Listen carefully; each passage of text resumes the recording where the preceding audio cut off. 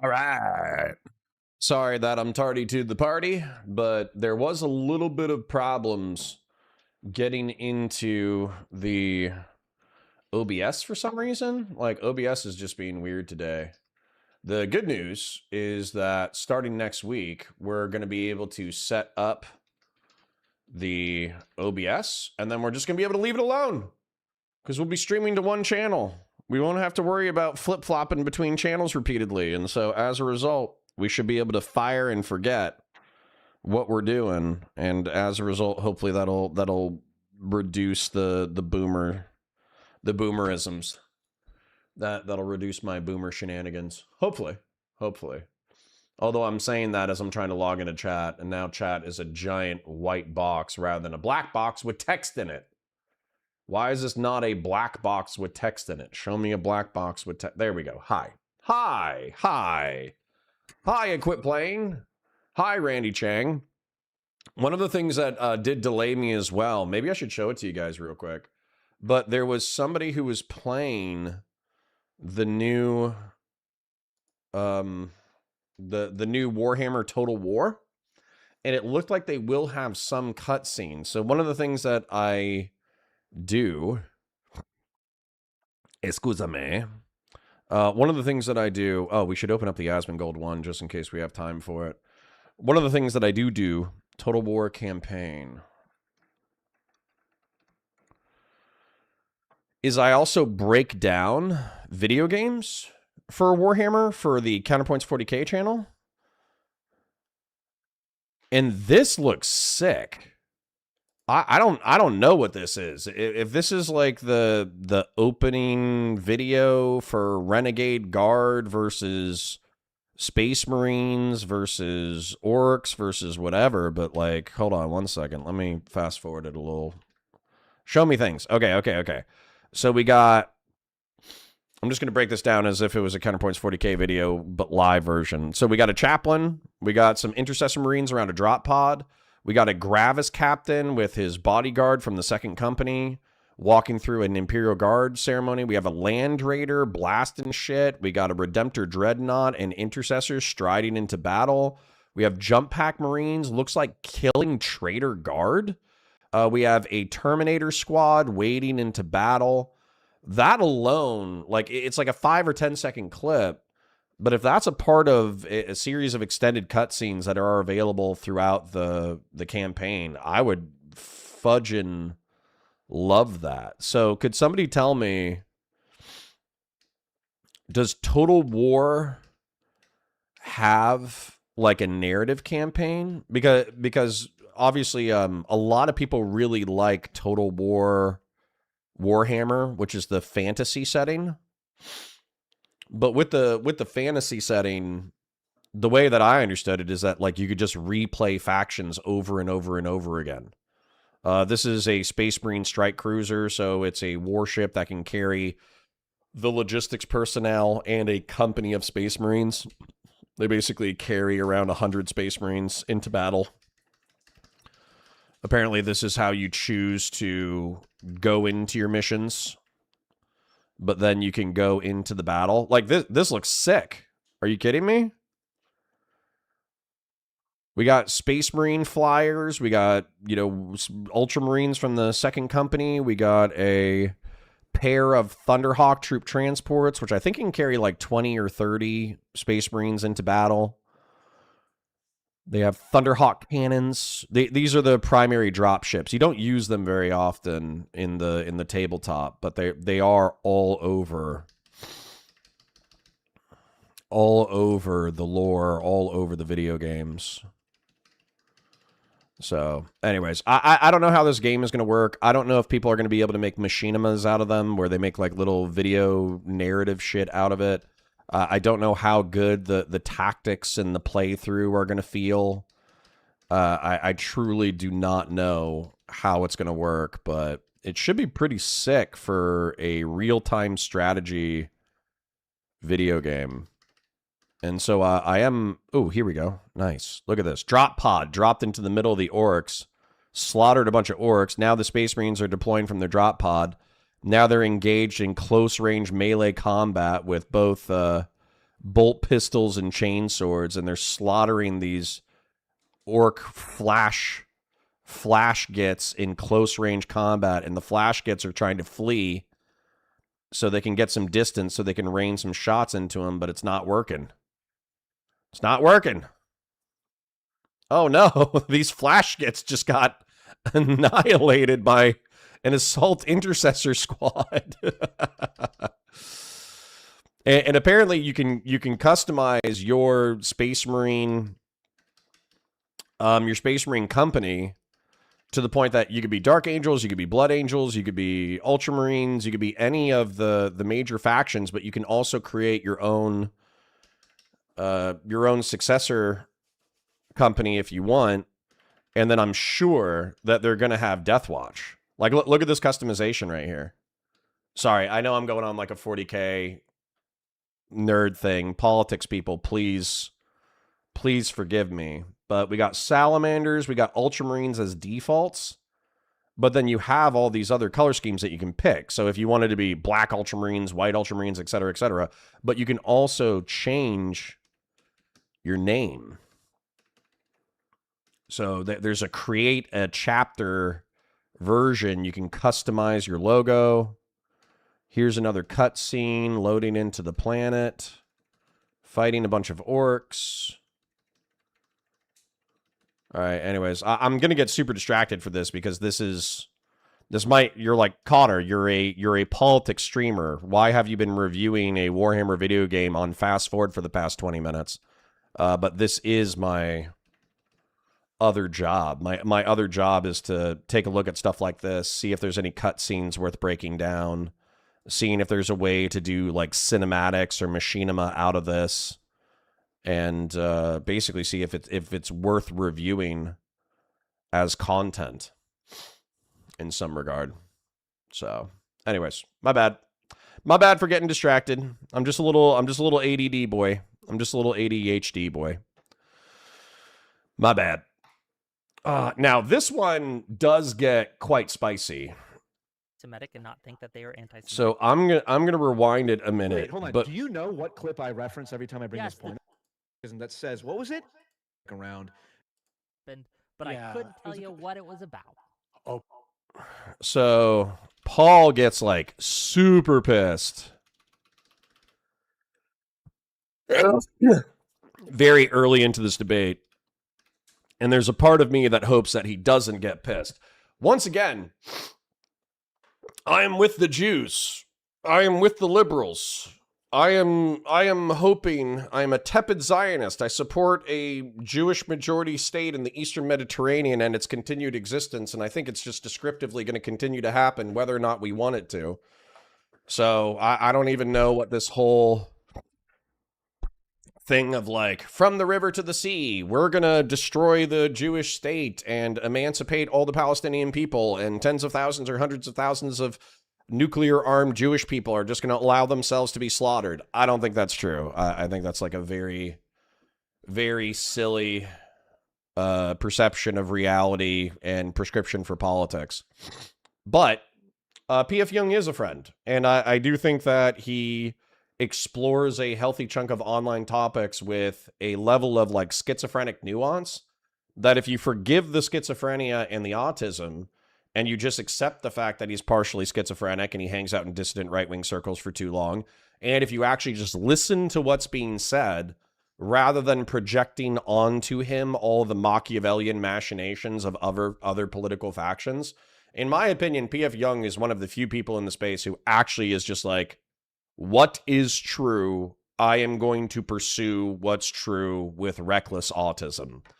And so once you like kind of accept that is his personality, you realize it's not bigotry, it's autism. And so Whick has come out and accused him of bigotry, and frickin' P.F. Jung did not respond with good cheer. He was like, fuck you. Yeah. Queeman says P.F. Jung is one of the most uninteresting midwits DGG has ever dragged up.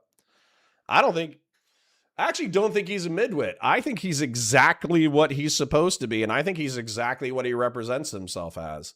If I had to guess his IQ, it would be like between 110 and 125. You know, either that, it's either 110 or 125, or it's like 165. You know, he's like so intelligent, he's R-slurred.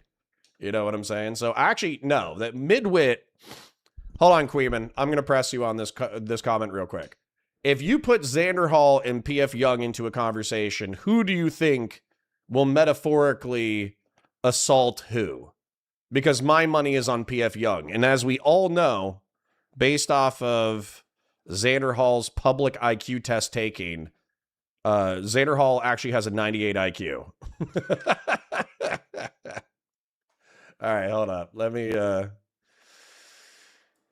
Let me engage with chat for a second before we get the day started. Thank you so much to Grassroots Hegemon and Doobie and Old School and Fellrunner and Jen Winkler and everybody who was super generous today. I know this is our last week on Valor Media Network, but I do appreciate you guys coming over and hanging out and, you know, doing whatever. Like the stream, share it with your friends, engage with chat, super chats if you got them, memberships if you got them. Randy Chang says emphasis on should. True. Naval Media Center says hello. Hi, Naval Media Center. I think you might be a newer one here, so hello. Conservative Liberalism says fourth like reporting in 07. Remember, ladies and gentlemen, live chat is better than top chat. That's an excellent point. Let me change over to live chat. I forgot today for some whatever reason. Real Serious says hello, motherfuckers. Hey, Real Serious, how you doing? Andy B says, I'm sure fantasy is up your alley, but the RTS Game of Thrones feels like it's posed to be pretty good. Good. I don't spend as much time in fantasy as I do science fantasy, but I do enjoy me. Like I've been watching the Dances with Dragons through clips on YouTube for the past month to the point that I pretty much have a vibe for the show. I pretty much understand all the major beats of the show, even though I've only seen it through clips. Andy B says, not sure. Oh, that's the one I just read. Sorry. CJ Mosley says, P.F. Jung didn't do bad, but he didn't do great either. His empathy leads him down dumb paths. True. Randy Chang says, Game of Thrones board game is better than it should be. Sick.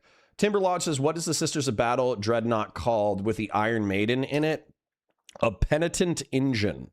So effectively, if you're an asshole, if you're a bad person and you get on the wrong side of the church, they load you up into a sarcophagus with spikes in it, and they stab you into this machine, and then they keep you dormant a healthy chunk of the time, but then they wake you up for battle and throw you at the enemy, and the pain that you're in can only be relieved by charging at the enemy and ripping them to shreds with a buzzsaw and a flamethrower. It's actually pretty sick. Andy B says, Game of Thrones CK3 mod is easily the best Game of Thrones game, and it is even close. CK3. Charlie Kirk 3. I don't know what you're talking about. Randy Chang says nerd words. True. Fellrunner says it's glorious. True. Jeb Kush says good morning gamers. True. Fellrunner says you take entire planets. Sick. Conservative Liberalism says I think Halo Wars is the last RTS game I properly got into. This looks good though. Yeah. Fellrunner says you zoom out and you have ships you rain down fire from. That's cool.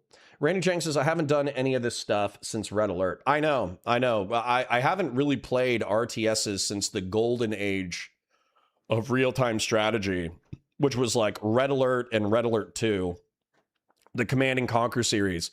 I think I made it through Command and Conquer Tiberian Sun 2, where they put it into like a future dystopian Earth where a Tiberian meteor crashed into the planet and it was slowly killing and taking over the planet. But it was such a good energy source that both the quote-unquote good guys and bad guys were harvesting it for an energy source. So they kind of knew that there was like this existential threat that was slowly strangling the planet, but they couldn't stop fighting with each other. Excuse me. They couldn't stop fighting with each other in order to continue to kill each other using the Tiberium as like a energy source and technology. So it was pretty good. Pretty good. Conserve says turn-based strategy has been more my jam. Civilization, not 7, has been a go-to. Sick. Black Ultramarines? Yeah, dude. Okay, hold up. Nameless Henchman. I know that you're... Actually, I don't know what your politics are. I just know that you call me a fascist all the time. I'm assuming a lefty, but I have no idea. But the unironically, the Chuds have fucked up their own lore in reference to like races in space. They're like, if you want to be sick of women being represented over much in Imperial Guard factions, yeah, it's like every single time there's a female protagonist. Female protagonist, female protagonist, female protagonist, female protagonist. And you're just like, holy shit. Like, is there a guy who rises above the rank of sergeant in the Imperial Army? This is silly. Like at some point, it just gets fucking silly. But there is like an explanation of, well, you know, the Imperial Guard needs everybody, so the women fight too. And, you know, there are going to be badass women who climb through the ranks and all this kind of shit. Also, same thing with like Titans and Knights. With a Knight or a Titan, your badassness is not based off of your physical prowess. It's based off of what's in your soul. So there is like a long tradition going back to Hell's Reach of female protagonist Titan princeps and Knight pilots who are fucking sick. You know, they're just undeniably sick fucking characters. But Black Space Marines make sense. You understand that? We're on one planet. There's like 7 different biomes. And in our 7 different biomes, we have evolved over thousands of years in order to look differently based off of the, you know, based off of our biomic environment. That's probably not a word. So it makes sense that if we go to space, there are going to be biomes and planets, especially within Macragge, which is a 500 planet civilization. So multiply Earth by 500, there's going to be some planets that are going to have biomes that induce additional melanin production. And so, yes, there's going to be Black Ultramarines. And I know that you're probably actually not the person who doesn't like Black Space Marines, but I swear to God, the Chuds are fucking stupid on this one. Like, yes, there's going to be Black Space Marines. There's going to be Asian Space Marines. There's going to be White Space Marines. There's going to be a shitload of fucking Space Marines. Dude, weirdly enough, there's going to be Indian Space Marines. They might even have Indian accents. That would be very funny. like I want like a cheesily Indian Space Marine chapter. I think that would be fucking hysterical. All right. Anyways, Crusader Danny says, oh my God, Connor, you're reacting to Wick's ah ha ha ha. He did extremely badly against PF Jung. Well, you're a little biased to the right wing, so we'll see how it is. I did see PF Jung get very pissed very early, which should be fun. Nothing is anti-Semitism if you're pedantic enough. True. People don't like a struggle session. True. He's like 82 IQ at best. Jeez, you guys are mean. Reckless autism is a force of nature. Speaking of that, hey, Queeman. I think he's 1 tier above midwit. Well, I mean, I think 110 to 125 IQ is about right. Queeman says totally useless midwit who only talks about politics in terms of vibes and memes with no ability to understand how embarrassed he should be. Well, I still think PF Jung would absolutely annihilate wait, hold on. Xander Hall would be absolutely annihilated by PF Jung. Xander Hall is like sub 80 IQ though. No, he's 98 IQ. And bear in mind, a substantial amount of time. Oh, sorry. Queeman says, I might have Xander Hall on it. Not even kidding. Prep time or no. All right. I think Queeman's estimation of PF Jung is a little bit low, but at least it's comedically interesting. The bar is in hell. True. Anyone who wears a baseball cap on stream indoors is automatically a midwit at best. You know what's funny about that? Does PF Jung wear a baseball cap? Because he has a very angular face, you know? It's kind of rectangular. But then he does the Jimmy Neutron haircut where he buzzes the side and then he has the top poof out. And weirdly enough, I don't think that does anything to reduce the angularity of his face. If anything, it accentuates it. So wearing a baseball hat on top of that is crazy pants. That is That is a crazy move. Nameless Henchman says, Connor, when you can't see the other side of the bell curve, you can always assume you're on the higher side. Well, I know I'm on the higher side. I just know I have brain damage. Jung is smart, but he is also compulsively interested in finding any truth anywhere it exists that pushes against the narrative. True, unironically. Where are you going after Valor? Counterpoints Politics, Mick. I don't know if that's like a hate-and-ass question or just like a normal question, but on Tuesdays, I stream on Counterpoints Politics anyways. So the vast majority of people are...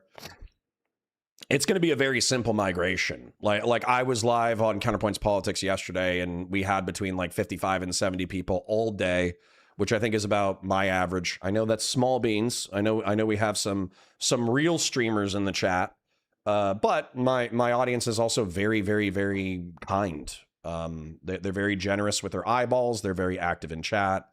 They're very kind with their donations. So, you know, despite having a very small community, I'm incredibly grateful for the amount of support that I get, the varieties of support I get. Snark can't even come up with a solid attack line on me. It's pathetic. Well, if your personal life isn't in utter shambles and you don't lust after children, that should be a pretty easy bar to vault over.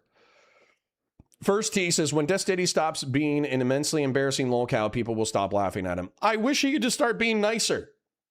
Unironically. Like stop all the gross stuff. Stop doing all the gross stuff. Stop inviting Nazis to your political rallies. Stop getting into interpersonal beefs with everyone that you work with.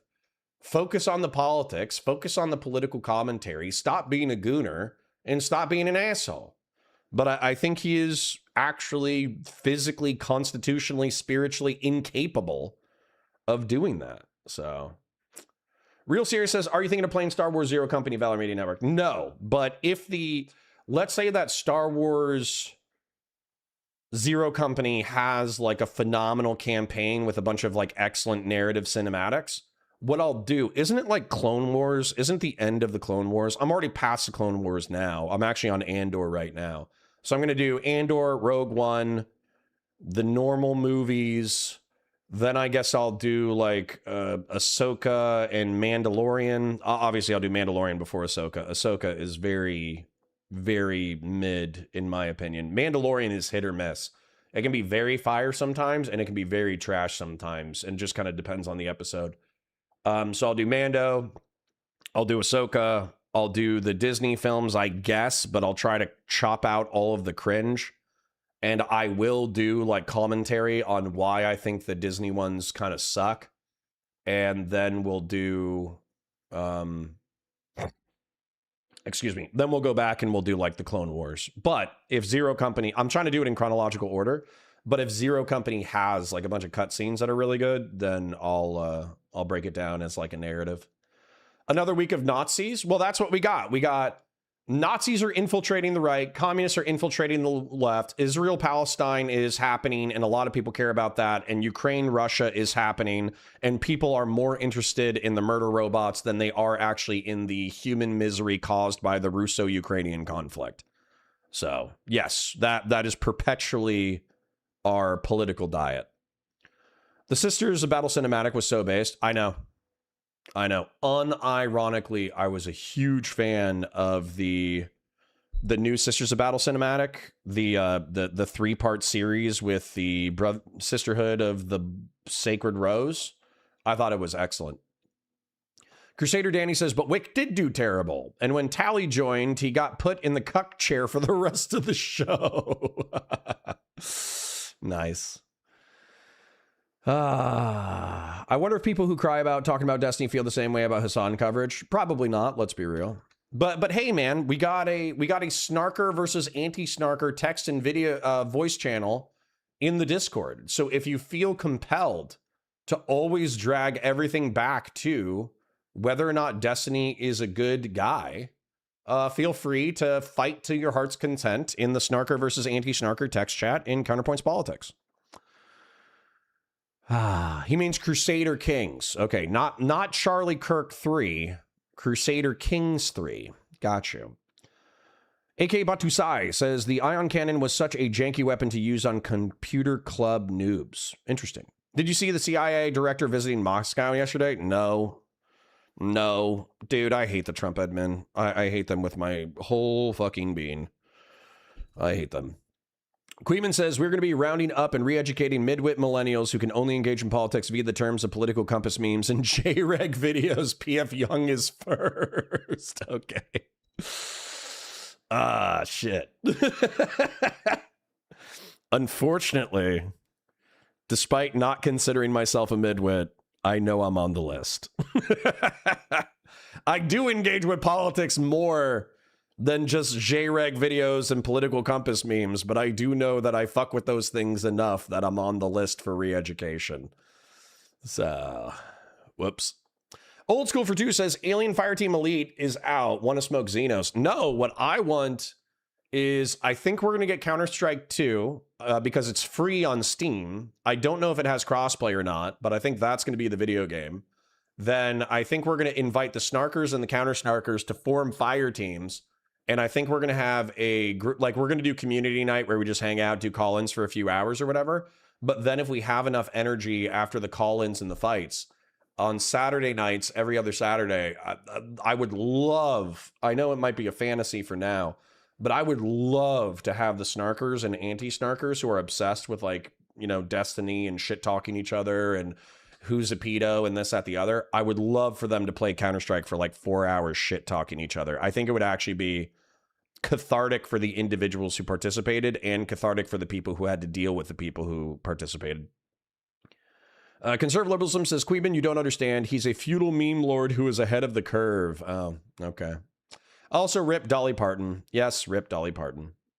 There, but for the grace of God go I into oblivion. Paul says, perhaps this is when the dark left actually puts on their boots and kicks the R-word ass, but probably not. Yeah, I'm going to go with probably not. Feather or dot Indians? Well, my answer is both, but I was thinking of dot Indians when I said that. I was thinking of people from the country that borders China. So those Indians, like, you know, sir, sir, don't redeem. a Space Marine chapter of Punjabi's not a slur, right? Isn't it just like an ethno-religious? I'm going to Google Punjabi real quick. I think it's a region in India. What does Punjabi mean? Punjabi is a person, language, or culture from the Punjab region in the northern part of South Asia, split between India and Pakistan. Yeah. So like a Punjabi Space Marine chapter, I think would be hilarious. And I'm not trying to like be mean about it. It's just obviously from an American standpoint, from a Western centered standpoint, Bollywood Space Marines would be hilarious. Maybe they have a bunch of, you know how the salamanders have their like Hawaiian refuge on Nocturne where they're like, they maintain their human families and they hang out with it. Maybe that's what the Punjabi Space Marines do. And they have like belly dancers and snake charmers and I don't know. Come up with another stereotype about India that is hopefully less offensive than the ones that I just said. And you know, that's how you're gonna theme, make them what's the people who fight, the Sikh, make them like Sikh themed or Hindu themed, you know? You'd probably make a pretty sick faction if you focused on the cooler parts of like Hindu pagan religion, and if you focused on the cooler parts of Sikh warrior culture, you could probably make a pretty cool faction. And then you could just do a few do not redeem memes every now and then for a laugh. Are there Jewish Space Marines? I don't know.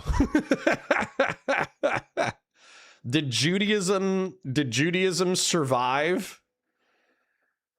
Did Judaism survive the emperor's purge of religion on Earth? Did Judaism spread to the stars? before the Emperor could strangle it. Also, could you do like an Israeli themed Space Marine chapter where, you know, they had like white and blue armor? Oh, no. No, I'm thinking of the memes.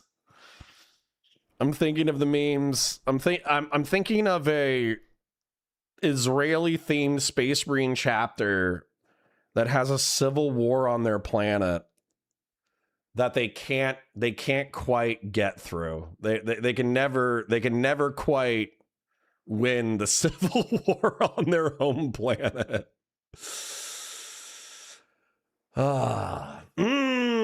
See, Digger says, yeah, that was an R-slurred question. Now the real question: African black salamanders or pitch black volcano ash salamanders? I like both.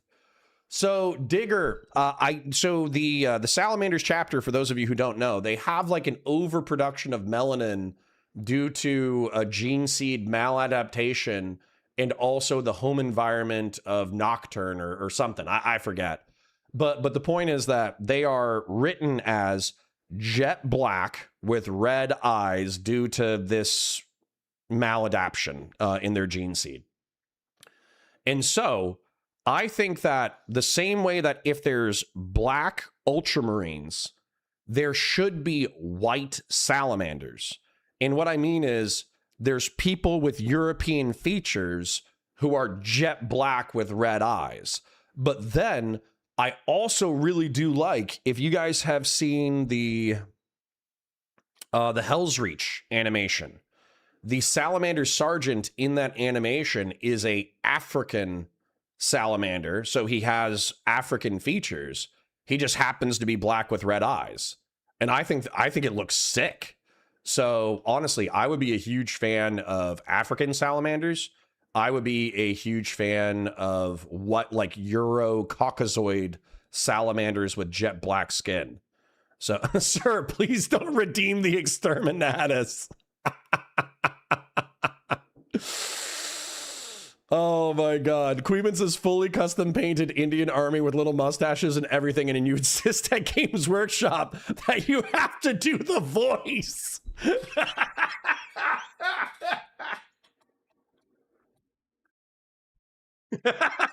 No. See, here's the thing. I think if you do the voice and it's not an independent game store, if it's actually a Games Workshop store, you are getting kicked the fuck out. They are so corporate and they have such a stick up their ass. But if you did that at like a local game store where the owner is like some fail son trust fund baby, and he's been running the local gaming store at a loss for like 3 decades, and the employees are paid federal minimum wage because they literally can't afford to pay them anything more, that you might be able to get away with a custom painted Space Marine army in Hindu themed colors while doing the accent. Ah, that is amazing. That is amazing. All right, hold on. Grassroots said something about P.F. Jung that I wanted to read before we continue to go. Hold up. Great. I'm just going to see Jimmy Neutron whenever I see this shit. Grassroots says, you're going to see in this that P.F. Jung is a moral intuitionist, height enjoyer, and truth seeker, and Wick is autistic. Well, that's Twitch and YouTube politics, don't you think? First T News says, I never watched a piece of P.F. Jung content. I don't think I ever can recall any panel or debate or whatever I've watched with him in it. He mostly does. His most popular shit is, I forget, what's that autistic game that everybody plays again? The one that people lose their lives to. Steven lost to League of Legends. So basically he analogizes, because League of Legends is like a sweaty multiplayer I don't even know what you call it, but RPG, skybox, command, something. It's not an RTS. It's not a third-person shooter. It's not a first-person shooter. It's like a magic and combat. I don't even know what you fucking call it. Somebody could tell me. TTRPG keeps popping in my head, but I think that's tabletop role-playing game, so I have no no idea what the fuck I'm talking about. The point is, it's a very sweaty autistic video game. And so he analogizes online political characters to sweaty, whatever that version of the game is called. And that series has been quite popular, especially with autists. AK Batu Sai says, great now. I'm just going to see Jimmy Neutron whenever I see PF Jung. Thanks, Connor. You're welcome. Andy B says, I'd like PF Jung's schizo versus autistic generalization. I also think that he is very genuine and honest actor. Yeah, like, even if you hate his guts, I still think he's pursuing truth as he perceives it, right? Which should not be mistaken for the actual truth. Ben says, all the Jordan Peterson creators got kind of crazy after Peterson became indefensible. I still think you can defend 16 to 19 Jordan Peterson. I don't think you can defend post-Benzo Jordan Peterson. Post-Benzo Jordan Peterson has clearly been warped by his time with the Daily Wire crew, and he's clearly been warped by all the leftist internet hate against him and his family, and he's clearly been warped by not having a vegetable in the past 15 years, which kind of sucks. Like I really did like the self-improvement content. I really did like the biblical, metaphorical, allegorical commentary. I thought a healthy chunk of it was really good, but unfortunately, the benzos and the lack of vegetables and the Daily Wire and the perpetual leftist online hate got to him. Yeah, if Destiny would stop being a vengeful butthead, that would be nice. True, unironically true. Is Zero Company even going to be good? I don't know. A lot of people are giving it high praise. Yeah, Queeman says apparently Zero Company's story is really good. People are saying it's very Andor. Excellent. Excellent. Then I'll be ecstatic to break it down from a narrative standpoint. Mando Season 3 was amazing to make fun of. That sucks, man. That sucks. Listen, I'm not going to lie. Bringing back Grogu sucks. Can I be real about that? Mando, in my opinion, was supposed to be like a man-on-fire Western-style vengeance story where not only is he avenging the fallen status of the Mandalorians in the post-Imperial era, but he's a hardcore bounty hunter mercenary. And then some fucking Disney executive was like, what if we bring in Baby Yoda and make him super fucking cute? That way we can get some women and children into this series as well. And then they did that. And the perfect ending was turning Grogu over to Luke Skywalker so Grogu could become the next part of the generation of Jedi. And they really could. I don't know how long Mandalorians exist. I'm assuming they're humans, so they probably only live to be 100. But if there was a way to like fast forward Grogu into a teenager Tridactyl and then have a teenage Grogu and Mando meet back up after some narrative payoff, that would have been sick. But some dipshit in Disney was like, no, we have to have baby Grogu back. They sell so many fucking toys. And so as a result, they had to shoehorn an ice cold bounty hunter Mandalorian into a paternal figure for a tiny, near defenseless Jedi puppet. And like the silliness, I guess if you're okay with the silliness, Star Wars has always been kind of silly. So I guess that's all right. But Mandalorian could have, there's shit about it that's great. I think overall it's good-ish. Like I would give it a 6 out of 10 overall, but it could have been great. It could have been an 8 out of 10 or 9 out of 10 series, and I think they dropped it down to a 6 because they wanted to sell Baby Yoda toys. Fucking sucks. When will you be doing a plot analysis of every Star Wars porn parody in the last 40 years? Ugh. Listen, man, I'm divorced. I don't know if I'm divorced enough for that. like that is a new level of divorced. That is like, I have given up on females in totality divorced. That I'm not there yet. I'm not there yet. I'm not gonna lie. Not gonna lie, that's not my thing. Are we gonna get Spaceballs 2 breakdown? Maybe if we run out of content.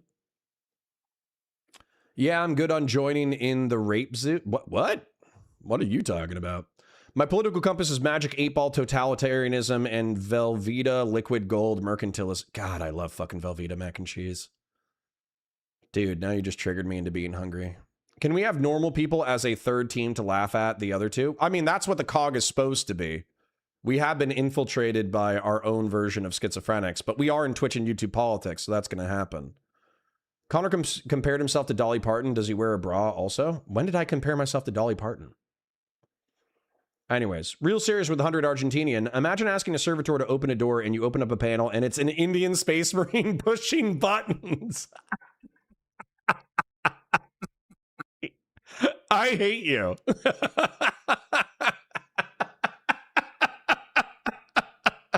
He like quickly grabs the handle and closes the door. He doesn't say anything.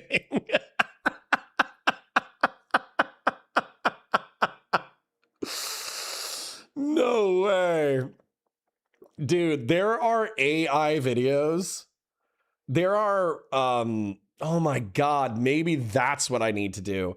Okay, there are AI videos of Warhammer 40K that are actually getting, in my opinion, they're getting okay. They're still like a fever dream. They're still weird. The models don't continue from shot to shot to shot, but if you actually freeze framed each picture, it's okay. It's not the best thing I've ever seen. It's not the worst thing I've ever seen. And so let's say I had unlimited time, unlimited energy, unlimited money, and I was capable of like commissioning. I don't think I have time for this project myself. But a lot of people hate AI video. But if you made like a Warhammer parody video similar to the way that people are using Space Marine 2 for like comedic skits, and similar to the way that Space King is being used to satirize Warhammer 40K, which in and of itself is a satire. If you did that with AI videos and you did the exact skit that you're talking about with an Indian guy actually operating all of the servitor functions, that would be sick. Conserve says, all the stereotypes I just thought of are far worse than snake charmers and belly dancers. Yeah, I know. Do the Indian Space Marines have extra organ? Hey, Fatsimo, Jesus. That's the kind of stereotypes that I was trying to, that was the stereotype I was trying to avoid saying. That is brutal. How about fuchsia colored Space Marines? Yeah, of course. There's the Emperor's Children. They're pink. They're pink and purple. They like drugs. They like drugs and orgies. Chaos has restored their penises, but their penises have been turned into like spiked tentacles. So you got to be careful with that. Jung only cares about how you feel on a fairness cheating axis, and he views Israel as playing in a double standard. Probably. Thought P.F. Jung played more Age of Empire. He probably does. Emmanuel says P.F. Jung went into hiding for a bit after the Big Joel incident. Did he?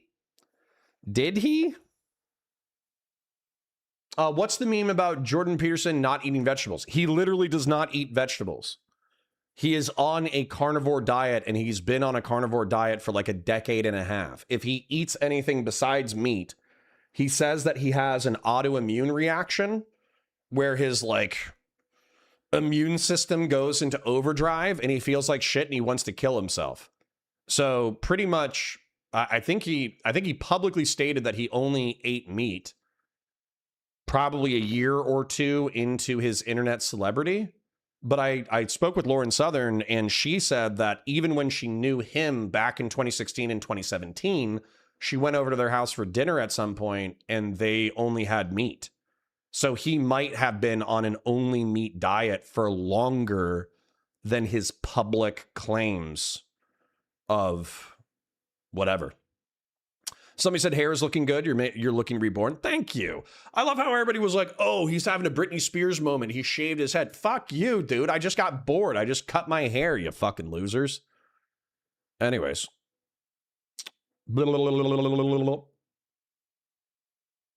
I think it's important to preserve an endangered species, and it just makes sense to have a random Mandalorian do it okay. Sure.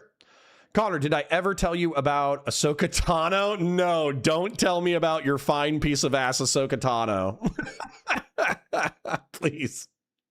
Don't do the green text. Don't do the green text. I will not ever be intimidated by a space marine with a name tag that says, "Ah, oh, come on." I will never be intimidated by a marine named Dopinder. That is just rude. That is just rude. I disavow. I disavow. Well, QC John says, good morning, grill hottest. May your grill stay hot. May your beer stay cold. May you keep all your fingers while blowing things up. Amen. Starting at beginning, going 2 times to catch up. Well, you should have fun, well, QC John. It should be fun. Yeah, Randy Chang says his daughter is the same way. They both have the same weird idiosyncratic allergy or something. Well, they actually say, so I think they call it like an eliminationist diet. I promise this will be the last thing and then we'll get into the content. But in an eliminationist diet, you eat things that you know don't activate your immune system.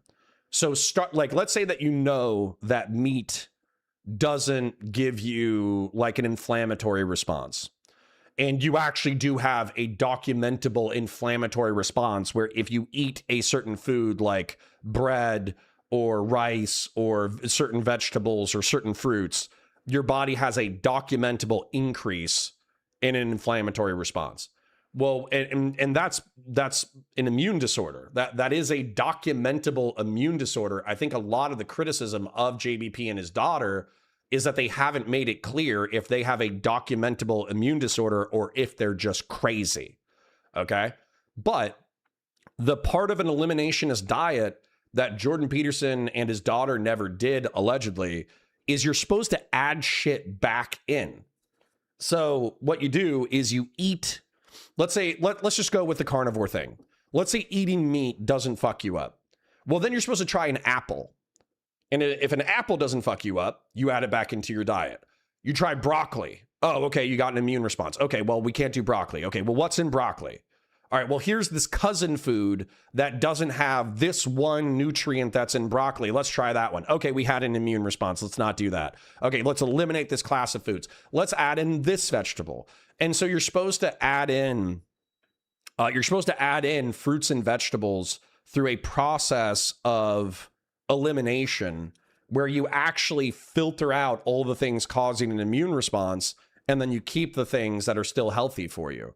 But I think what Jordan Peterson and a healthy chunk of other people didn't talk about, they never talked about re-adding in essential vitamins and nutrients and minerals and foods that would probably be necessary for long-term health. So, yeah, they tried, but they didn't try hard enough. Yes, agreed. How do they get fiber? I think they just don't. I think they just don't. But anyways, if we're done talking about Indian Space Marines and if we're done talking about Jordan Peterson's fucked up diet, I'm ready to watch P.F. Jung yell at Whick TV about why he's not a Nazi. I think this actually legitimately could be pretty funny content. So let's do a little intro. Let's get cracking. Like the stream, share it with your friends, engage with chat, super chats if you got them, memberships if you got them. I do appreciate you guys being super generous yesterday and the day before. I know we're making our transition out of Valor Media Network. If as a result you want to hold on to your money until next week when we're solo, I do understand. I would appreciate like a chip every now and then just to show the folks at Valor that we're not just like sandbagging it. The last week, like I announced that I'm on Counterpoints Politics and everybody's like, boom, no more donations for you, Valor, suck a dick. They are being nice to me. They are giving me 4 months of severance. So if we could be gracious with them, I would appreciate it. You don't have to give away, you know, your savings account to Valor Media Network, but just, you know, a little $2 an hour, okay? $5 an hour, $10 an hour, just something nice, a little nice thank you for employing me for the past, we started in April. So May, June, July, August, we were basically with them for a year and a half, and they're giving me another 4 months on top of that. So I would say saying that I was with them for a year and a half is great. And then not just that, they're giving me the runway in order to do my own shit. So God bless them. You know, Ken Harbaugh's a good guy. Valor Media Network is doing right by me, and I'm not complaining. So, thank you to Old School. Thank you to Real Serious. Thank you to Grassroots Hegemon. And Grassroots says, Peterson arrived at a meat-only diet with the same rigorous methodology I arrived at my single mother's diet. True. True. And the only reason why I'm saying true with such emphasis is because there is a certain magic to women in their 40s who already have kids. That way they can cut through the bullshit. Anyways, let's do it. Hi, guys. Welcome to Counterpoints. My name's Connor. I'm a science fiction, politics, and philosophy nerd, a Marine Corps and law enforcement veteran. I would argue a real Republican, and I'm trying to be a rhino, a Republican who is honest, has integrity, nuance, and objectives. And today we got a silly debate for our entertainment. We got P.F. Jung. He's a centrist student of Jordan B. Peterson before he lost his mind. Although arguably, I would say that P.F. Jung is another mystical, centrist, meme-based, dissident, right-considering guy. So he's a little schizophrenic. And then we have Whick. And Whick has accused P.F. Jung of anti-Semitism and Nazi proximity due to playing into, not even playing into for popularizing concepts such as Zionist-owned government and Israel controlling the American institutions and disproportionate Jewish influence in media and industry. And so as a result, they're going to fight it out, and it's going to be quite entertaining for us. So like the stream, share it with your friends, engage with chat, super chats. We've got memberships. You got them. I parasocially love you. Thank you for being here. Let's go. Is this happening right now? Yeah, we're live. Are you serious? Yes. You would bring me on without any sort of foreplay? You said you didn't want to be asked questions like, how are you doing? Well, Let's just not get to it. clearly, definitely. If And so I'm getting to it without any foreplay. We're going in dry, okay? You didn't even tell me that the camera was on. a little bit, but you wanted to go in dry. You didn't tell me the camera was on. What do you mean? did not have my consent. I told you we're going live. You're a Destiny Orbiter, aren't you? So say one more time. I'm sorry. I said you are a Destiny Orbiter, aren't you? Do you feel that this was a trick, that I tricked you into coming on live without telling you so I could embarrass you? Doesn't matter what I feel. Here we are. I mean, it does to some extent. I don't want you to feel like I'm ambushing. Why don't we start by playing the clip that sparked it all? What do you say? Do you have it? Go ahead. I'll send it to you. You bring it up. Oh, I have it.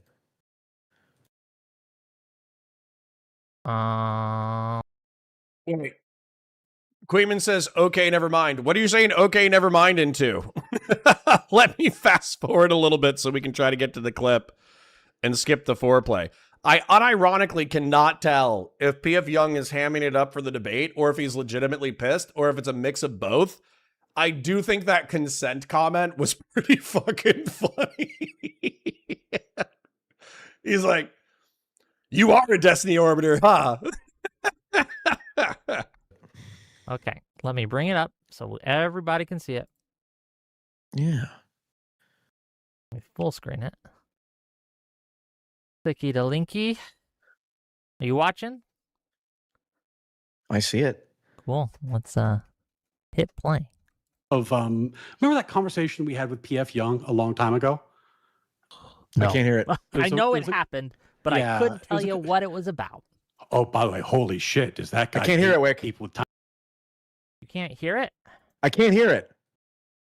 Share stream audio. Is that going to be better? Let's see. Back up just a minute. You know, that would be good for us policy-wise. Yeah, okay. I don't know if you believe this. Do you believe that most voters have an ideological backbone of any kind? I think they should, but they no. I agree with you that they should. I don't think they do. Yeah. Well, this is the heart of. Remember that conversation we had with P.F. Jung a long time ago? No, I know it happened, but I couldn't tell you what it was about. Oh, by the way, holy shit! Does that guy hate people with tiny hats? Whew, things have changed. Oh, over he's there. an anti-Semite. Yep. Oh my God, he's Jesus! Oh! This can just an aside, and this could maybe this is a huge tangent, but okay. Oh no! My orbiter bros. My small streamer bros. My small streamer bro Ryan Mulally is beefing with my small streamer bro PF Jung. Oh shit. This isn't good. Oh, he's an anti-Semite. Yes. You didn't say I was engaging in anti-Semitic behavior. You said I was an anti-Semite. So one, your cam is frozen. Is that on my end or your end? That's on your end. Okay. Way to derail me. Okay. I had to stop streaming so I can say it. Okay. So yes. Would you agree a thing is what it Called says? me an anti-Semite. Yes. People who engage in anti-Semitism. Slime-ball, backstabbing coward. What do you mean backstabbing? I didn't say this in private DMs. We were great I said it in friends. public. We were great friends. And then you and your sidekick eunuch Ryan, who I eviscerated in a debate, who I embarrassed. And so he came out and tried to do an apology tour and said, oh, well, he hates tiny hats people. And you go, oh, yeah, he's an anti-Semite. Yeah. Let me ask you a question. Is Adolf Hitler an anti-Semite? Yeah. Okay. So you're using the same word to describe me and Adolf Hitler. I don't think you are, your anti-Semitism is as virulent, but that does not mean it does not exist. I think you're an anti-Semite. Oh, yeah? Why? Mm-hmm. Because you knowingly throw a term like anti-Semitic around, knowing it reduces the utility of it. People stop taking it seriously, which allows real anti-Semites to flourish. Well, this as is evidenced by you calling me an anti-Semite. This is kind of the reverse of my issue with you. I think that by calling every criticism, or by claiming that I am using anti-Semitism incorrectly, when you throw terms around like Zog and world Jewry and all these things, what you are doing is you're trying to dilute the meaning, to tear down what anti-Semitism is, so that everything, right? It just... All right. I'm gonna get a tea refill and I'm gonna let it flow a little bit, but I do want to do a little bit of transformative commentary real quick. If you talk to P.F. Jung himself, and you talk about like, okay, well, you use the term world Jewry, and that feels anti-Semitic because it references, you know, the entire international community of Jews who are not a monolith. Therefore, I think that's a little fucked up, and it plays into anti-Semitic tropes.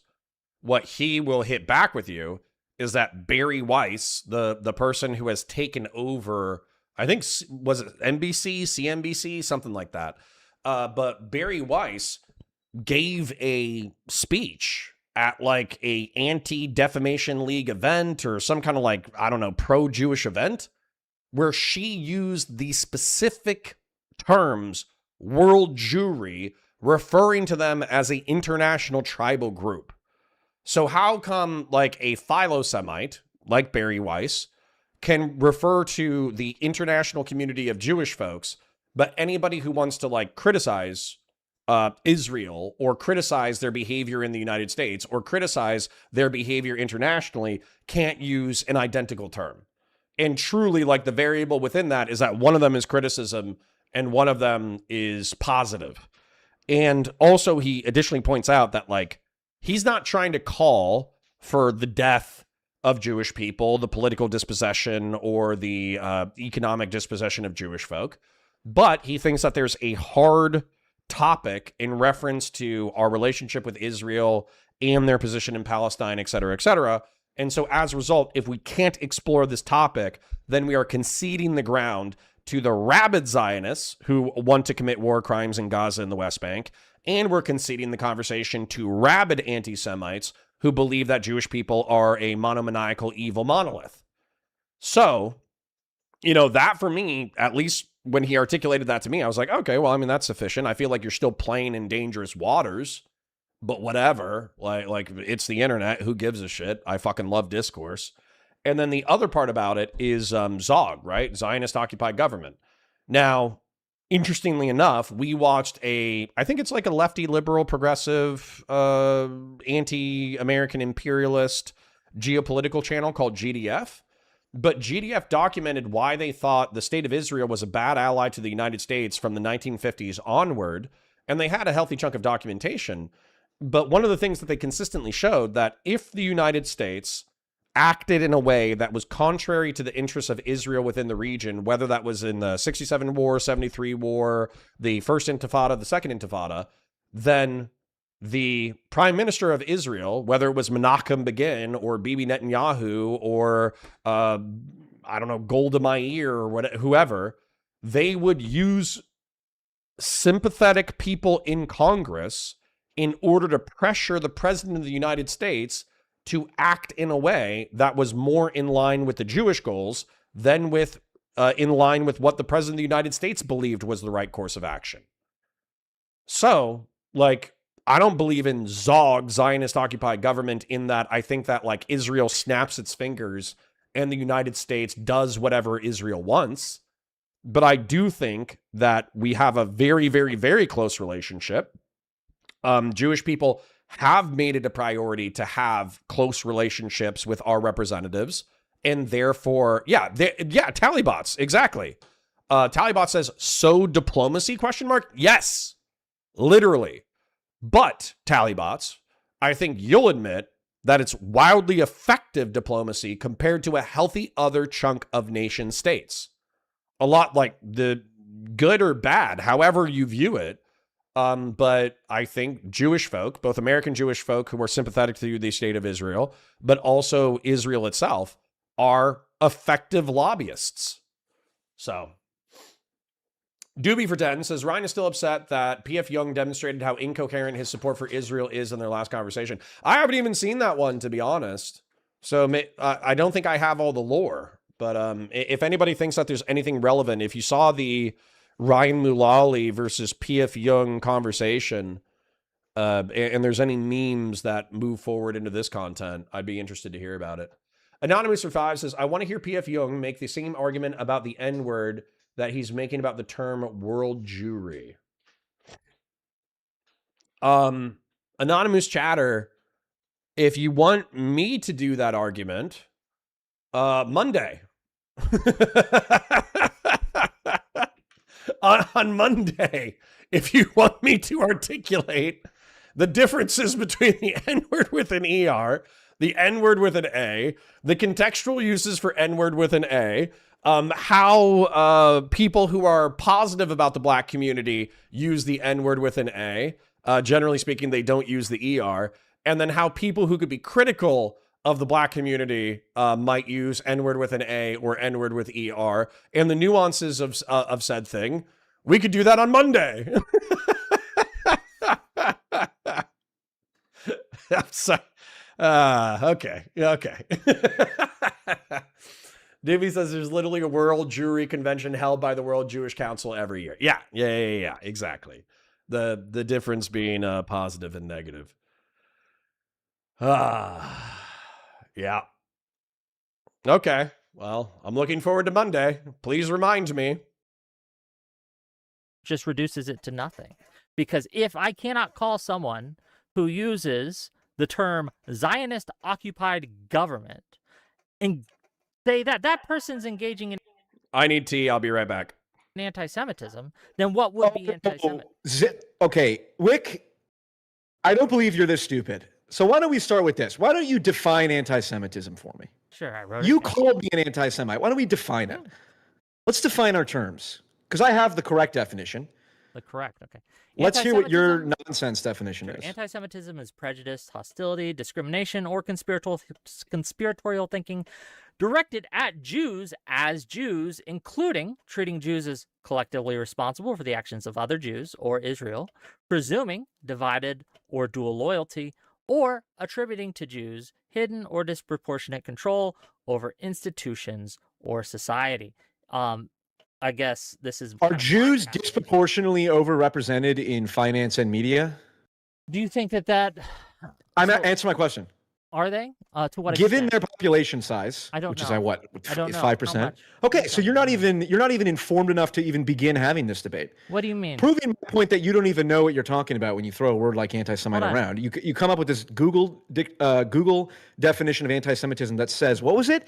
Claiming that Jews have disproportionate influence in control. Read that again. Disproportionate control over institutions disproportionate or society. Yes. Okay. What do you know what the word disproportionate means? Yes. Okay, so if a outside to their population, yeah. actual- Right. So, for example, black people disproportionately commit murder given their population, correct? No disputing that. We know that. Sure, but if you are going around pointing this Black out, males, no, hold on. Black males represent 6% of the population, commit about 48% of the murders, right? No serious person disputes that. Is that fact racist? not in and of itself, but as of course, used as of course, a part of of a course. larger argument, it becomes Sure. racist. Yes. But the fact itself is not racist. Yes. But part of your definition of anti-Semitism was claiming that making the claim that Jews have disproportionate influence is anti-Semitic. Control over. So given that Jews are what percent of the population? 1 to 2%? Yeah. And yet they occupy what, 10 to 15% or more positions of power in executive positions in Hollywood, finance. Is this anti-Semitic to point this out? It can be. Okay, Yes. but it's not necessarily. Yes, but this is the thing that you do, that Pisco does, that a lot of people do. They try to point to a tree, and they use that as a way to deflect from talking about the forest as a whole. A lot of these things that you say and do in isolation can be excused, right? They can be overlooked. They can be, there could be alternate explanations that would be reasonable. But when all of when you have so many of these individual tiles, it begins to paint a mosaic that is impossible to ignore. So again, if it was just one of the things that I have, then fair enough. But it is a consistent pattern of behavior that you have engaged in, which you recognize. You talk about mimetic. No, I reject this utterly. So what you're doing, Whick, is no, because I understand your point. You're saying, in isolation, each of these individual pieces of evidence is not enough, but together we can paint a broader picture. Okay, what you're doing is called the Bear Stearns dog shit mortgage subprime bundling tactic, which is you put together a bunch of individual pieces, none of which are actually evidence, and then you say, well, I have enough of these pieces of non-evidence where together there must be a picture here. But you which is, of course, not true. Some of these things can be evidence. Like your give me one racism, example. Right? Give me one example of something I've said that is anti-Semitic. Sure. When you talk about in and of itself is anti-Semitic, having dual loyalty, right? Oh my God! Based on, and as an argument that you made, based on his Jewish religiousness. Correct. That is anti-Semitic. Yes. No, it's not. It's a fact. Absolutely is. Ben Shapiro cares more about Israel than he does the United States. He said so himself. Should we play the clip? Play the clip. Yes. Wait, hold on. Do you know what clip I reference every time I bring this point up? Yes, the 2022 clip where he says, and I'm going to quote it here. Give me a second. I have a lot of these. Hold on. If you know it off the top of your head, just go it, right? The single greatest guarantor of my loyalty to the United States is the existence of the state of Israel. Why is that? Okay, Officer Nasty says, so we don't need to wait until January? We don't need to wait until January to make spicy content, but we shouldn't be doing terms of service violations in general. So, like... I don't know how to phrase that, right? I truly do not know how to phrase that any better. Is the F-slur terms of service? What are the terms in chat that are terms of service that, like, if you don't properly moderate, I guess we should just read YouTube terms of service guidelines before we start streaming on an independent channel. But yeah, we can have spicy conversations on Monday. I don't think we can just start spamming slurs on Monday. So, let's temper our expectations about what we can do. Hold on, just real quick. Stop. Hold on. Again, why is that evidence of divided loyalty? The existence, I don't believe this is a serious question. Okay. You understand in what you just said? My loyalty to the country, I am loyal to America. Contingent upon its support of a foreign country.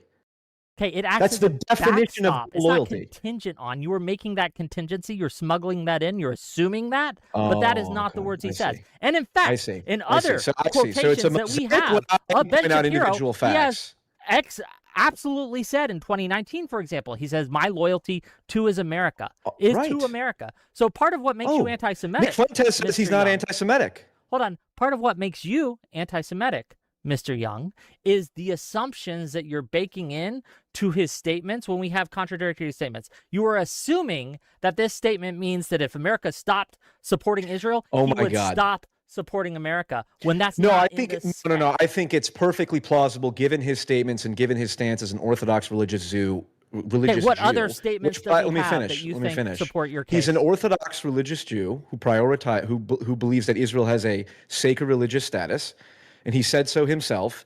The existence of the state of Israel is the single biggest guarantor of my loyalty to the country I live in.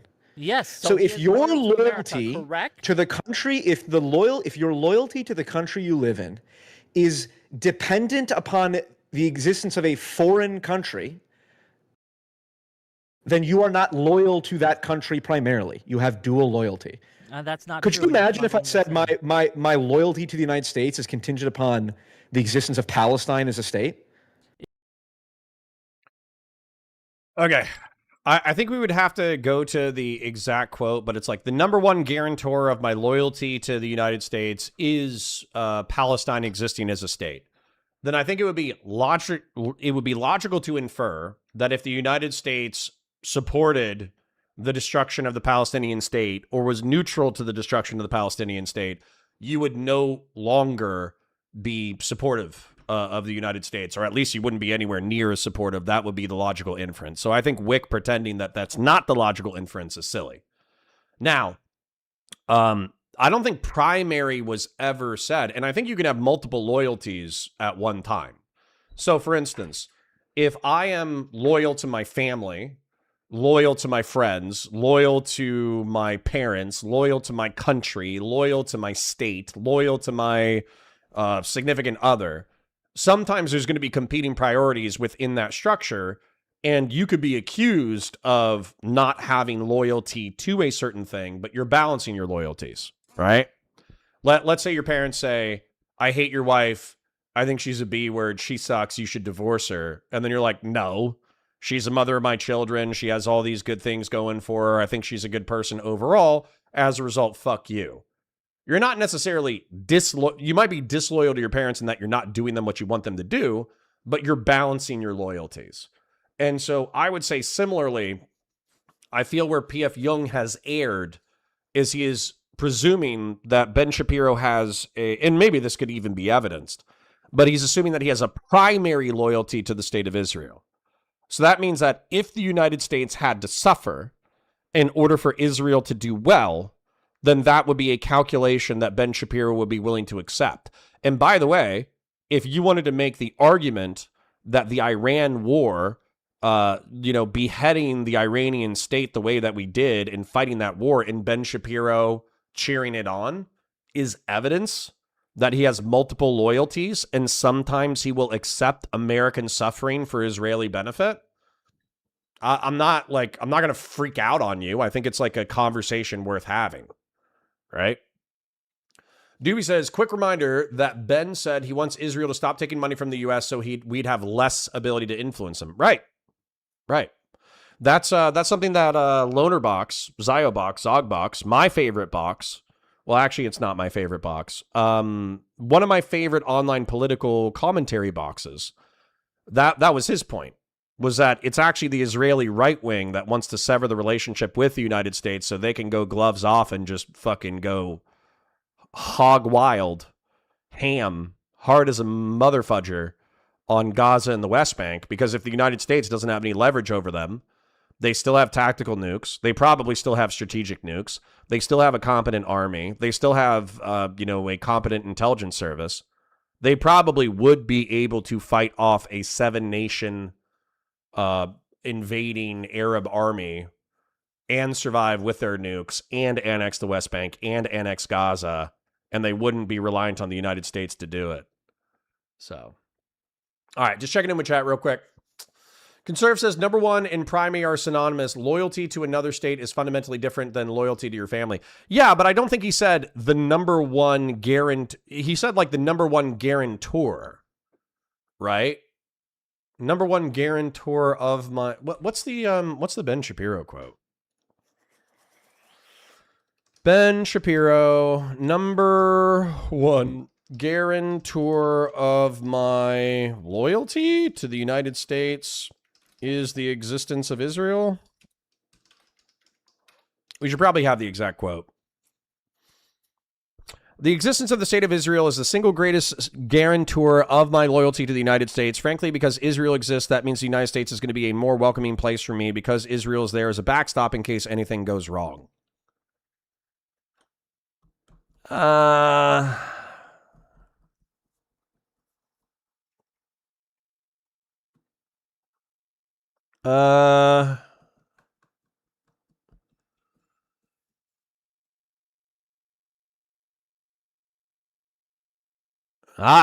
don't know what to do with that. I don't know, man. I don't know. You'll have fun with that. Yeah, you'll have fun. You guys have fun. I'm gonna go back to drinking tea. If I said my loyalty to my country is a contingent upon their support of my family or support for families, does that make me dual loyal, divided loyal between me? So you're saying and that, right? It doesn't, right? Like again. Okay, hold on. Hold on. Hold on. You just said something incredibly anti-Semitic that I hope you, because I want to protect you from being accused of anti-Semitism here, Whick. You just suggested that Ben Shapiro cares as much about Israel as he does his own family, which would not just be dual loyalty. It would put it higher than his loyalty to the United States. Clearly, he cares more about his family. That is, you compared his loyalty to Israel. No, I wasn't talking to about his him. family. I was making an analogy about me or someone else who said. Listen, I'm very glad. Would this mean that they are you are not spreading disloyal anti-Semitism to America? You can't. You don't even listen to the words I say. You've already assumed, like you did with. You've proven yourself. You've proven yourself utterly incompetent on this issue. Have I? I gave you have. Again a chance. I'm asserting that you have. Why you think Ben Shapiro has dual loyalty, which he was accused of, and part of your reasoning is pointing to his Jewishness, his religious Jewishness. Right? Is it possible for a Jewish person to have dual loyalty? Anti-Semitic trope. Is it possible for a Jewish person to care more about Israel than the United States? Sure. How is it? Okay, wait. So then how is it necessarily an anti-Semitic trope? Because just because something is possible does not mean that every religious Jew should be suspect of doing that. And that is what you're doing with Ben Shapiro. Oh, you're making the claim that every Jew, including the ones who are anti-Israel, has their loyalty suspect. That's what you're saying. Positively come out as anti-Israel. Hold on. All right, hold on. Wait. I think that you do have an underlying prejudice. I need to take a deep breath here because that these people are again divided loyalty. Again, by pointing to Ben Shapiro, I think you give away the game. Hold on. I'd like to apologize, Whick. I'm tired. I didn't get much sleep last night, and I'm allowing you because I was looking at the Holocaust numbers again, so it kept me up at night. But I'm allowing myself to get upset with something that is not an issue.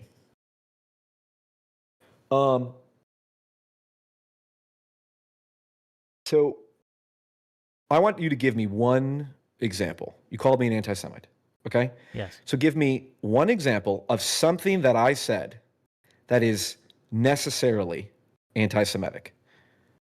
When you say necessarily, what do you mean? Meaning, for example, I'll give you the true definition of anti-Semitism. Anti-Semitism is regarding Jewish people on the basis of their genetics to be a political enemy. Viewing people with Jewish genetics to be at odds to your own well-being or your own in-group. That's what anti-Semitism is. So because that's a definition. No. That's the definition that the self-described anti-Semites use. So we can go with their definition. Everything else is just like the term racism. Paul, you talk about black crime statistics. Oh, you're not gonna let me. That must mean you're inherently racist. I'm gonna keep going. Okay. Okay, go ahead. Sure. Yeah. So in that case, someone who thinks, I really like my lawyer who is Jewish. I think that the Jews just are better lawyers. Something in their DNA, something in their blood makes them really good with finance and money, and I love it Because they don't see them as a political enemy, under your definition, that wouldn't be anti-Semitic, correct? Compared to Adolf Hitler? No, not at all. Why are we comparing things to Adolf Hitler? Something does not have to be as bad as Adolf Hitler. Because that's what the self-described anti-Semites would describe it as. Okay, we're not just talking about people who self-describe as anti-Semitic. Just to point this out, I do think that P.F. Jung is making the definition overly narrow to exclusively like interpersonal bigots against Jewish folk. And I think that like you wouldn't necessarily do that either. So for instance, like with racism, especially from like a left-wing lens, with racism, oftentimes we would describe that as like some level of interpersonal bigotry against other races, prejudice against other races, hatred against other races, etc., based off of a belief of inherent racial supremacy or something like that. But a lot of racists in America, they wouldn't say, oh, I think I'm like inherently superior to black folk. They would just say, oh, I don't think it's inherent, but I think there's, a decent amount of, black folk who behave poorly, XYZ, ABC stereotype and an example. So there has to be a less narrow definition where you can describe bigotry that might not be rooted necessarily in interpersonal hatred of a collective group, right? Because even a healthy chunk of the people who do harbor prejudice, bias, disdain, all that kind of stuff, they're not going to identify with the sentiment that it's inherent.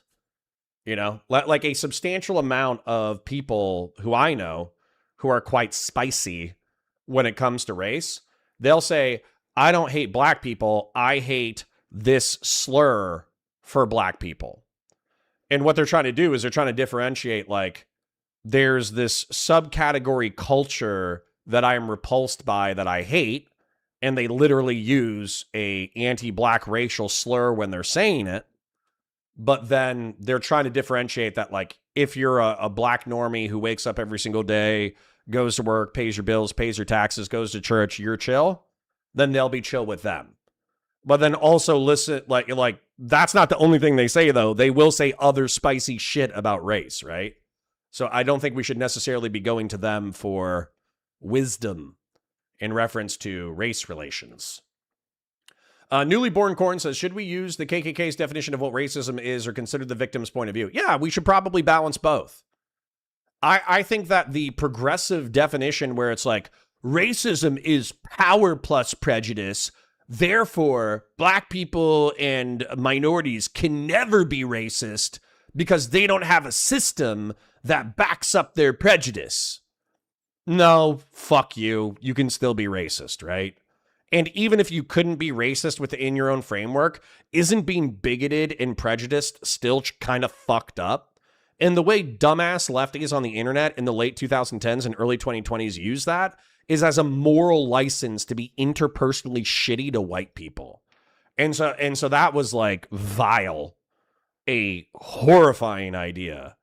Yeah. So no. But we can find the nuances where like anti-minority racism can be more powerful than anti-white racism in the United States because of the power dynamics. But we're not going to say that minorities are incapable of vile prejudice and bigotry that can be aptly described as racism, believing that different groups are different and that there are good ones and bad ones and there's a power scaling structure and all that kind of shit.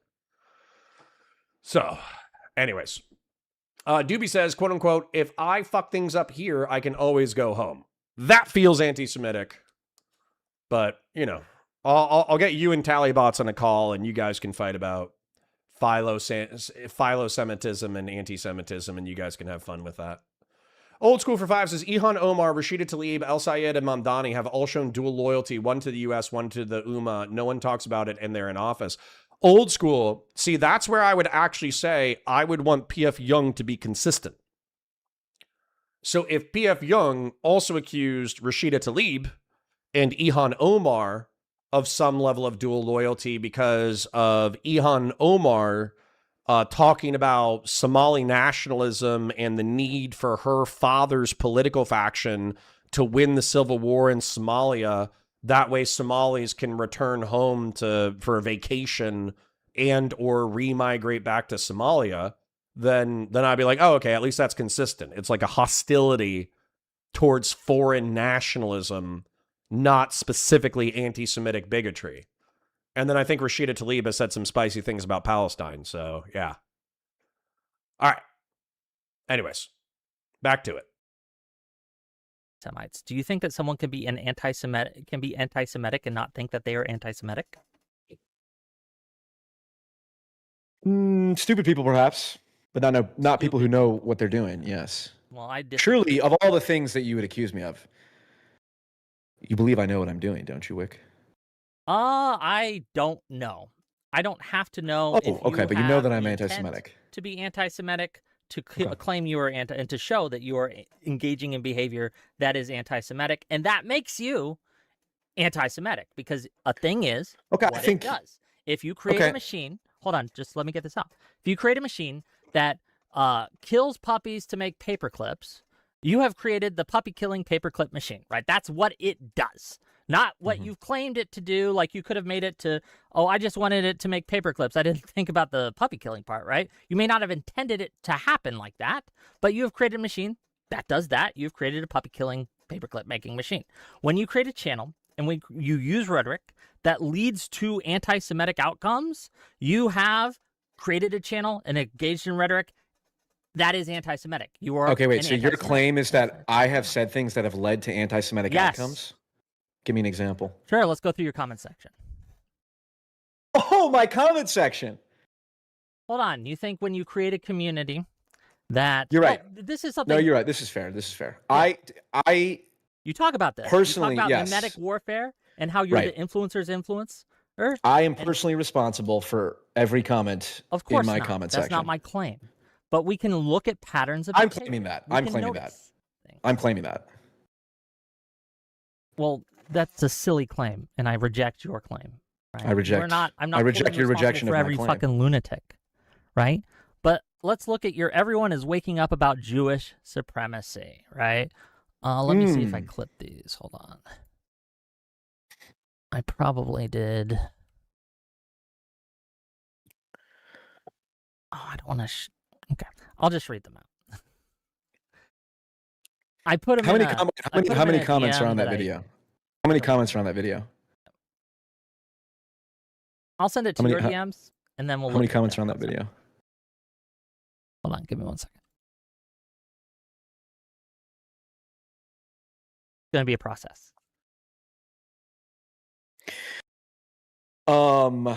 This is truly. I don't want to say. I've already called you incompetent a few times. I think this is self-evidently incompetent, and you've been online long enough to know this is just a waste of both of our times. As if somehow the comments from strangers who come across my video. Paul Aaron Roman Collins says, "Keep up the good work you do for everyone." Yellow fist, blue heart. Well, thank you, Paul. Appreciate you. I'm held responsible for. Hold on. Are you joking? Do you think that if you create a community of anti-Semites, right? A community which I haven't done. Well, I'm here to show that you have, right? That's my burden to bear. Okay, all right. Right? But I'm going to show. Okay, first, yeah, all right. Let's break this down. Let's break this down logically. Sure. Okay. What is my community? Your community. Is it anyone who comments on my videos? With your content, whether that be through Discord, through YouTube, through other venues that you have. So is someone who comments on my video part of my community? Right, by having your show, right? Interesting. So if your fans comment on my video I'm not talking about combative comments, right? I'm talking about comments that, like, if they were coming in to fight you, they would be not part of your community because they're coming in to fight you. They fundamentally disagree with you. If they are part of your community, they're there in an adversarial position. I have no problem with that, right? I see. If that was the issue, that would be fine, right? I have people who come in my comments to argue with me, all the time. I see. They, So if are I they make part a of my video, community? Maybe, but in an adversarial context, which is different. so Context matters. if I make a video saying there's a lot of problems with Islam, and Islam has a lot of anti-Semitic tendencies, and a bunch of people find it in the algorithm who've never seen my channel before and come out and say, yeah, fuck the Muslims, that's evidence that I'm Islamophobic? I think that not in and of itself, but if there is a pattern where if your content So continuously brings comments like this, continuously, consistently, and regularly brings people like this, and you've described your community as the dissident, what is it, the dissident right forum or something like that? I think you've used those terms. This is how you describe your community. Is this a joke? Is this an attempt at rage baiting? Hold on, have you or have you not described your I've community? never once described myself as dissident right. Not Are you joking? Your community. I don't even use the words my community. All right. This is a waste of my time, Whick. Let's move on to an actual criticism here. These are actual criticisms. Okay. Again, I can't believe I'm being frustrated by this. I was ready to come in, jokes aside, but I actually do get offended when people actually slander me like you do. Even though we were great friends and you slimeball. And now you are unironically suggesting that because a bunch of random fucking people who I do not know commented racist things on my video, that I'm to be held responsible for that, despite the fact that I have endless amounts of evidence of me rebuking anti-Semitism and repudiating it over and over and over and over and over again. Did you spend time finding all the comments that appreciate what I'm doing, written by Jewish people, saying I think you're playing an important role because it's important that we separate Jewish identity from Israel? Did you do that as well? I don't think you're separating No, you didn't. Jewish identity from Israel because you talk about how these are but I've said it explicitly. This is something you've said, that Jewish extremism is inseparable from Judaism and Jewish culture. All right. You have said this. Find me a direct quote right now or I'm leaving. I'll do better. I'll find you a clip. Hold on. Give me 1 second. Yeah, I wish I had these more organized, but... So Nepal is dozens dead, hundreds killed in flash flood in Nepal and China. One of the things that people have said is that part of the problem with the modern world is the fact that you have the capacity to care about the tragedies of 7 billion people simultaneously through the age of information. I think it was Robert Heinlein, by the way. And if you check out this video, I know some of you probably have me in your pocket, so you don't have the capacity to watch. You might be working, you might be on a second screen or something like that. But if you have the capacity, if you would put your eyeballs on the screen, I will show you the... I will show you some of these wild clips coming out of Nepal real quick. It does look like, I don't know, a few 100 feet of water and... I don't know, wind smashing into buildings, buses, and people. And so a few hundred or a few thousand people are killed. And what I would say is, you know, there's like the biblical thing of like, don't build your home. Don't build your home down by the ocean because, you know, the storms will come up and flood you. You know, they'll destroy your house if you build your foundation on sand. It's supposed to be metaphorical, but let's be real, it's probably partially literal. The other thing that I would say is don't build your home in a valley. And I know that's tough, but because like oftentimes valleys are the places that are most flat when you live in a mountainous region. But you know, that there's a reason why valleys exist. It's oftentimes because that's where the water cuts through.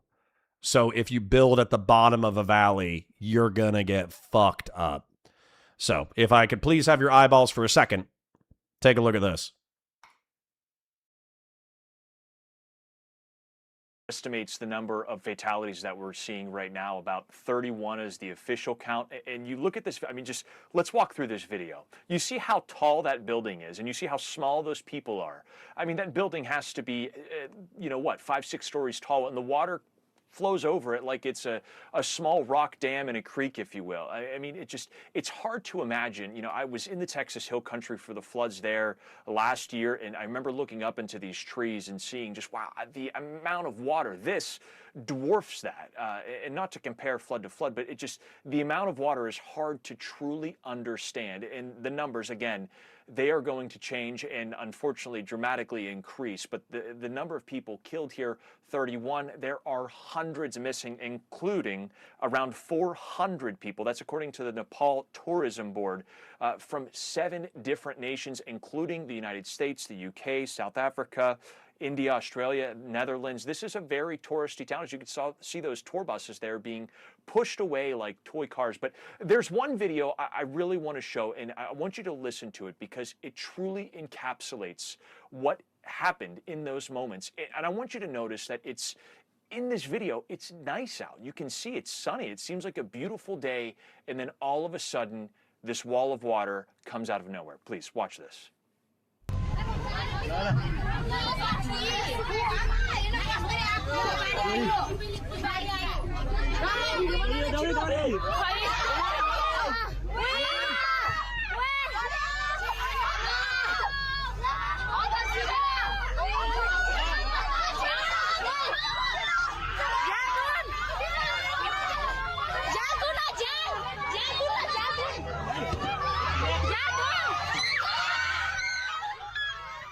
I mean, the shrieks in their voice, you can only imagine what was going through their mind there.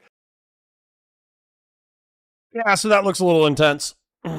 Somebody says, Connor, you live in Florida. I don't live on the beach.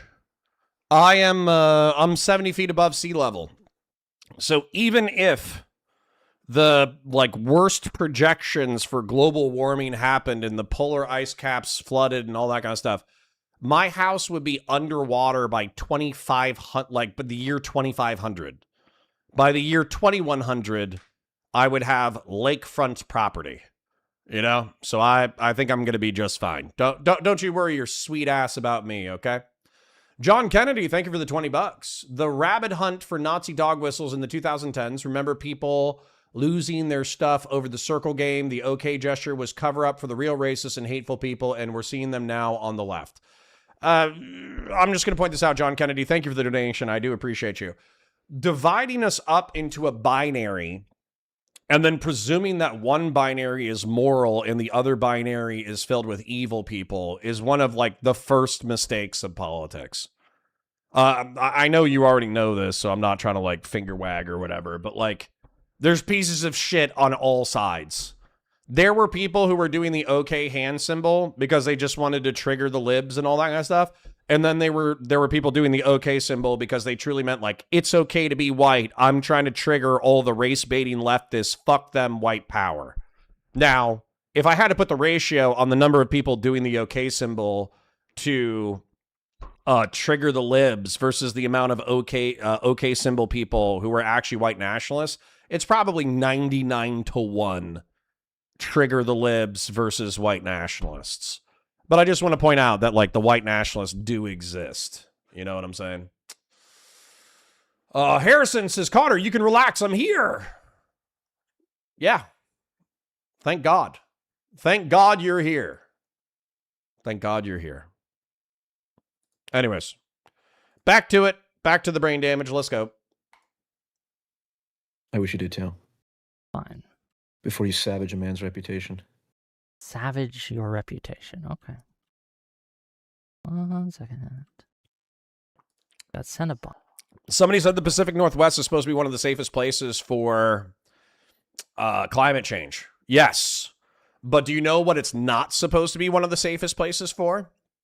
So because of the tectonic plates on the West Coast, they have anthropological shit where this happens every 10,000 years or 100,000 years. But there will be a tectonic schism where the plates will bump into each other with such force that it causes an earthquake. And the earthquake in the Pacific Northwest is supposed to be so forceful that it will cause a tsunami. Tsunami is the giant wave of water caused by an earthquake, right? there's supposed to be like once every 10,000 years, a tsunami that will hit the Pacific Northwest that will utterly fuck up the Pacific Northwest, like dozens of miles, maybe hundreds of miles inland. Like a 100-foot tall wave of water going 100 miles an hour that's just going to fuck up everything in its path. Now, the good news is it's only once every 10,000 years. So the chances of it being you, if you live in the Pacific Northwest coastal area, is probably quite low. But if you think about humanity, you know, we've had written history for around 10,000 years. We've been around as a species for like 200,000 years. Proto-humans probably stretch back a few million years. So 10,000 is actually not that much. So if we're around as a species over the next 10,000 years, it will be wild to see a futuristic city in the Pacific Northwest just getting absolutely fucking annihilated by a 100-foot tall wall of water going 80 miles an hour. It will be wild. Also, Yosemite or Yellowstone or whatever, one of those, the volcano in, I guess it's Yosemite, maybe it's Yellowstone, I forget. But one of the volcanoes out there is supposed to be like a North American continental level extinction event. So it only happens once every 100,000 years. It only happens, you know, once every now and then. But Yellowstone, if it like actually blew, is supposed to be so bad that it would actually like kill hundreds of thousands, maybe millions of people in Central America, in the Midwest. And it would still threaten life due to like mass migration, the ash clouds, lack of sunlight, all of that kind of stuff. You know, it's supposed to be really fucking bad. Like really, really, really, really bad. John Kennedy says, my point was that the left at the time operated on the concept that they are the empathetic ones and the righties are all heartless racists. As it turns out, the left is human too. I could not agree with it more, and I'm not happy, but I guess I'm happy that the left is realizing, especially the liberals, they're realizing that there's a substantial amount of pieces of shit on their team as well. Anyways, back to the content. Sorry for yapping so much about natural disasters, but that Nepalese shit is pretty wild. Bunch.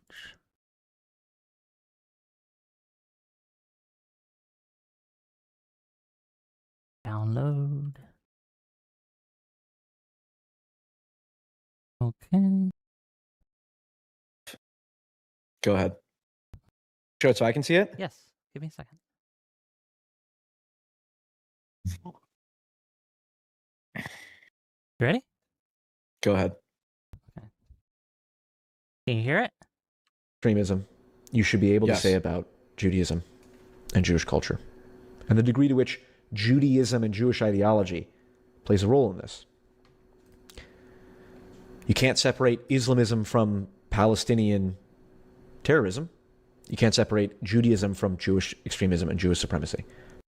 That's you saying you can't separate Judaism from Jewish extremists. That's literally descriptively true. My dog is scratching at the door. I can't wait to see where this goes. And Jewish supremacy. You said that, did you not? Wait a minute. What? Oh, here we go. Where's the Hassan Pike? Clip out of context. What did I say just before that? Wait, hold on. What did I say just before that? You're saying that you can't something about Islam and Palestine. You can't separate Islamism from Palestinian. You can't. Oh, you can't separate Islam from Hamas. I think you can. I think it's very easy to separate these things. To separate Islam from Hamas. Yes. Okay, you're too stupid to insult. Too stupid to insult, because you said that you think that Judaism is inseparable, cannot be separated from Jewish supremacy and Jewish extremism, right? That's your words, sir. I got you that clip. Wait, how can Jewish extremism be separated from Judaism? Wait, hold on. How can Hamas be separated from Islamism? Are you fucking joking? You can look at the political nature of the conflict and say, hey, regardless of whether Islam exists, that these people would be engaging in these things because they feel oppressed for various other things. No one is saying that to be Islamic. No one is saying that to be Islamic is to necessarily be a Islamist, and no one is saying to be Jewish is necessarily makes you a Jewish extremist. But the reverse is definitely true. That if you're going to be an Islamic extremist, you're going to be Islamic. And if you're going to be a Jewish extremist and a Jewish supremacist, you're going to be Jewish. Are you fucking joking? Again, your words. This is the most dishonest. This is, oh my, listen. It's your words, Normally man. I'm a lighthearted guy. Normally I'm a again, lighthearted guy. over and over and over and over and over again. Actually get offended by things like I'll mind map it. Harrison says, let's say the world is ending and you have a private jet and you can go anywhere. Where are you going?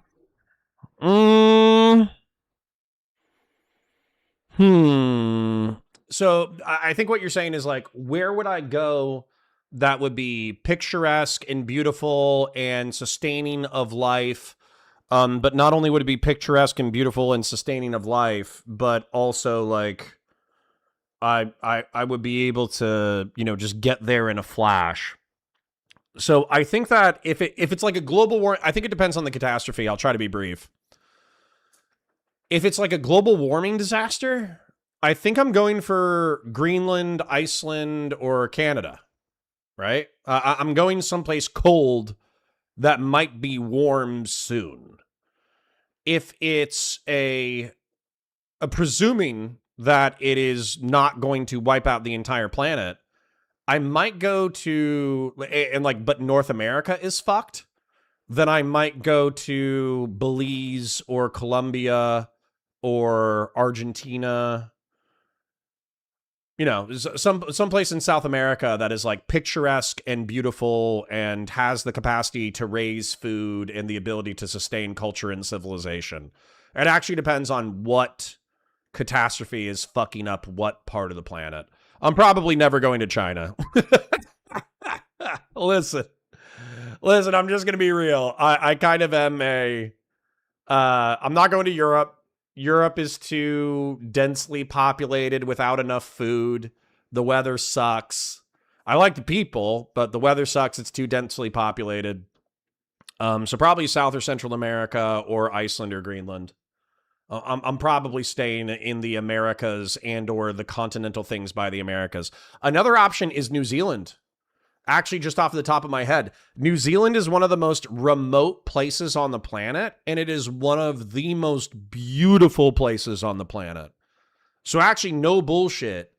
If I had the capacity to fly anywhere and I wanted to get as far away from the danger as possible while still being in a beautiful place, it might be Australia or New Zealand. And New Zealand would be like the Kiwis are renowned for their kindness and their hospitality. So yeah, Finland is a good option. Yeah, so global warming, maybe I would be in the Scandinavias. But I'm also assuming that all the Europeans are going to be fleeing to Scandinavia. So yeah. Okay, no bullshit. If not calculating anything, New Zealand or Australia. Okay? That is doesn't matter the disaster. I just need to get someplace else that's safe and sustainable. New Zealand and Australia. If we're calculating where something fucks up Central America or something fucks up South America and global warming is annihilating everything, then I might go to Greenland or Iceland. If North America is fucked, then I might go to Argentina. So anyways, I got a couple of super chats. I'm going to mind map this thing because if you're not a total dipshit and if you're not bigot hunting, if you're not witch hunting, this is actually quite simple. Islam is the religion, Abrahamic religion emanating out of the Arabian Peninsula that states that you have to believe in God, the last day, do good works, that Muhammad, peace be upon him, is God's messenger, and that you should do the Hajj if you can. That's one religion. And that religion also has, especially in the second half of the Quran, their holy book, and especially in the Hadith, they have documentation of the Prophet, Muhammad, peace be upon him, and his subjects being at war with other people in an attempt to establish their religion across the planet. And so, oftentimes, modern terrorist movements will root their religion as central to their identity because they view their struggle against Jewish oppression and Christian oppression and atheist oppression coming through the Western world in a holy struggle. So you cannot, in my opinion, you can't divorce Islamism, the belief that Islam should be a part of the government and you should not have a secular government. You can't divorce Islamism from Islam, and you can't divorce jihadism from Islamic supremacy, which is a part of Islamism. So that's actually quite clear to me. Same thing with Judaism. Like Zionism, the reason why the Jews, I don't care if they believe in God or don't believe in God, but there's a reason why they picked the Eastern Mediterranean. And it's because their ancestors 3,200 years ago settled and conquered that territory. So saying that you can divorce Zionism from Judaism and you can divorce the conflict in Israel and Palestine away from Zionism is one of the silliest fucking things you could say. And it's not anti-Semitic to point out the tie. So I'll mind map that momentarily. Doopy for 10 says, Whick is a smug midwit, malicious liar, and philo-Semitic Zio-Nazi all at once terrible combo. God, I don't even want to do content today. I just want to drag Doobie in and drag Tallybots in and just let them fight until the cows come home. You know? Old School for 5 says, Nerd Cookies just started her live stream on Dune Part 3. I might have to leave. That's all good, brother. I appreciate your passion for sci-fi. Anonymous Chatter for 2 says, I'm going to Switzerland. Nothing happens there. Actually, Switzerland is a nice backup. Switzerland's a nice backup. It's one of the most picturesque and beautiful places on the planet. I love their government. I love state-issued assault rifles. I love that in order to become a citizen, you have to be like super competent and intelligent and multilingual, and you have to integrate into their society. I love, like compelled military service for every able-bodied and able-minded person. If Europe was like, I think the danger there is your proximity to other conflicts. But Switzerland is not a bad stab. So anyways, I'm going to mind map while we continue with this content.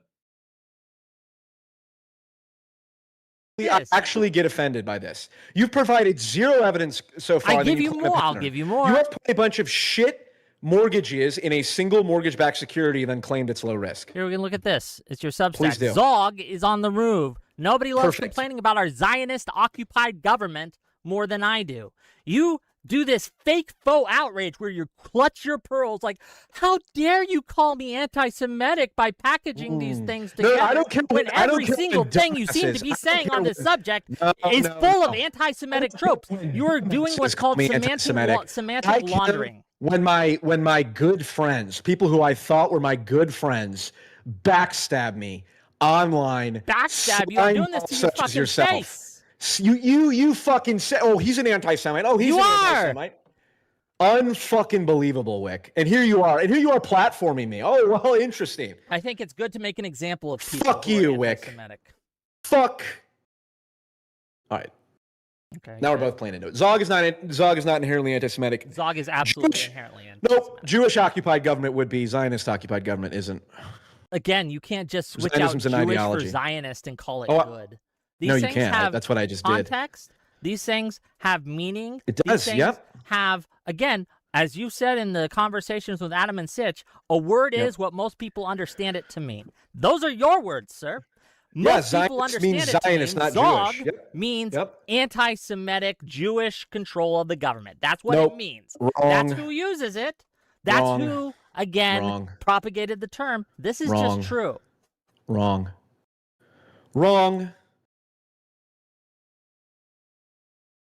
Explain how I'm wrong. It's self-evident. I'm not saying Jewish. I'm saying Zionist. Zionist is not Jewish. You can't, this, talk about unserious. Like, I didn't say Jewish, so it's not anti-Semitic. No, you are, again, propagating semantic laundering, these anti-Semitic tropes that a secret group of Jews control the American government, occupy it. Is Ted Cruz Jewish? I don't fucking know. I don't think so. Okay, Wick, I'm literally about to leave on how little you are informed about this. Tully, you don't know if Ted Cruz is Jewish? Man, I don't think so, but again, it doesn't matter to my point. Do you know if Mike Huckabee is Jewish, No, I don't think so. but you don't know if Ted Cruz is Jewish. Man, I don't know. He's a Zodiac killer, ain't he? I have no idea. Okay, the reason why PF Jung is shocked right now is because Ted Cruz is one of the most rabid Christian Zionists in North America. And I think quite publicly, somebody correct me if I'm wrong, he's very, very, very openly Catholic. Somebody correct me if I'm wrong. Is Ted Cruz Catholic? Oh, shit. I was wrong. He is an evangelical Christian and Southern Baptist. Maybe I was being racist because his last name is Cruz. My bad. Some anti-Hispanic bigotry popping up. While his father, Rafael Cruz, was originally raised Catholic. Oh, hold up. My bigotry was correct.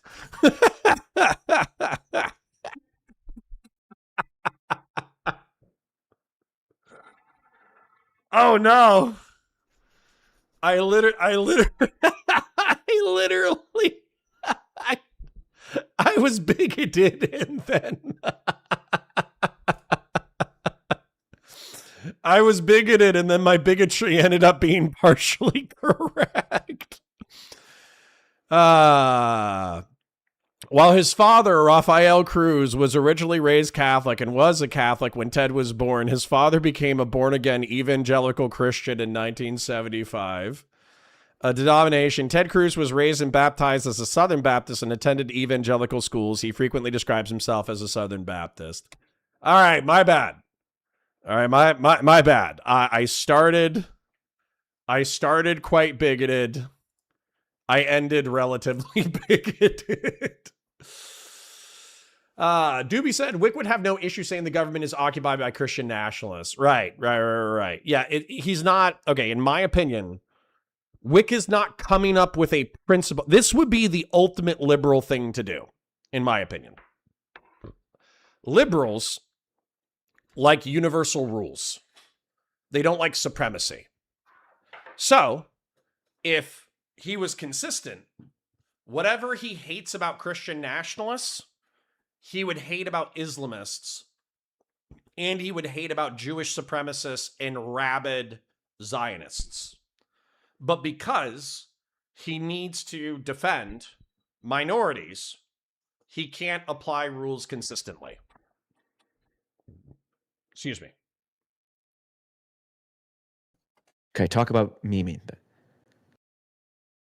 This is embarrassing. I'm not racist. This is embarrassing. This is embarrassing. For you, yes. The idea that Zionists occupy you government as a term. No, it is embarrassing. It's embarraing. It's embarrassing that I am taking on the term. You even do not remotely that which seriously speak, the criticism of someone who does not know if Ted Cruz is Jewish or not. I notice how you're not answering my question. This is the most embarrassing. This is the most because, like you said, it's embarrassing for me to even be taking this seriously from you. That Zionists occupy government. Could you imagine? It's obviously. Could you imagine if someone didn't know if Destiny was Jewish or not? Could you imagine how ill-informed they would be on this? I don't know if Destiny's Jewish or not. I don't think he is. I think he's Cuban, ain't he?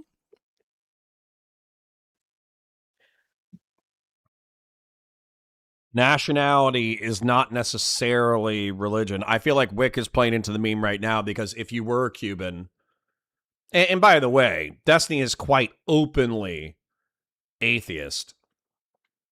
But I think he said he was raised Christian. I'm pretty sure he actually said that he went to a Franciscan school. So if he's trying to say, I think he's Cuban, ain't he? If he's trying to imply that he would be probably Christian, I understand what he's doing. But yeah. Does Wick think that Cuban people can't be Jewish? Apparently. Hopefully that was a joke. I'm going to go ahead and assume that was a joke. I'm not saying Wick's an atheist. I'm saying Destiny is an atheist. Weren't they talking about Destiny? Yeah, they were talking about Destiny. He just said Cuban. Destiny is quite openly like a atheist, borderline anti-theist. You're right. This is embarrassing for me. I cannot believe I'm wasting my time here. Again, Zionist occupied government is hilarious meme. Great meme. Great meme. Great meme. It's not anti-Semitic if it's not motivated by anti-Semitism, and it actually You don't disempowers have to be anti-Semitism. motivated by racial animus to be racist. You do not have to be motivated by anti-Semitic animus to be anti-Semitic. All right, wait. Let's test some This things. idea- So this idea is of, Dave like, wait, you must is have Dave intent Chappelle to do it. transphobic because he tells transphobic jokes? Say it one more time. Is Dave Chappelle transphobic because he tells jokes that could be construed as transphobic? Not necessarily. Okay, but there's a pattern. He's always talking about trans people. It's a pattern worth looking into, and if I knew about more Dave Chappelle, we could probably say whether he is. Okay, well, you don't seem to know transphobic, or at much least about with a high anything degree of related to this certainty. topic, given you don't know that for example, the American Holocaust Museum justifies and explains why Jews are disproportionately overrepresented in finance in Hollywood. It's because Jews were historically excluded from those professions. So that explains why they're disproportionately overrepresented in those professions. So your own definition that you cited would imply that the American Holocaust Museum is anti-Semitic because they're claiming that Jews are disproportionately represented in finance and media, which they are, and they provide an explanation for it. Notice Then how you say you don't leave even know out- Ted Cruz is Jewish. This is a joke. Why are This you is a lying joke. about what I just said? We can go back to the clip. This is a joke. I said, again, the definition. Surely you have better evidence than this. Let's get Attributing to like you said. Jews, So hidden you have or all of these. You disproportionate- have this mosaic. Not You've proven representation, everything so sir. far. Control. You said. Okay, when have I said that Jews control anything? I would What never do you say think that. A small group Zionist of people exert occupied control. government means? Okay, I'm sorry. Isn't Palestine, or excuse me, isn't Gaza occupied? Does Israel exert total control over Gaza? I think Hamas runs Gaza. What does that have to do with whether Zionist occupied government is anti-Semitic? Okay, are you acting now? Are you doing faux outrage? What is this? You just lied about my Zionist definition, occupied first of government. all. Okay, well, you've wasted my time by being so deeply uninformed on this issue and then trying to make a criticism.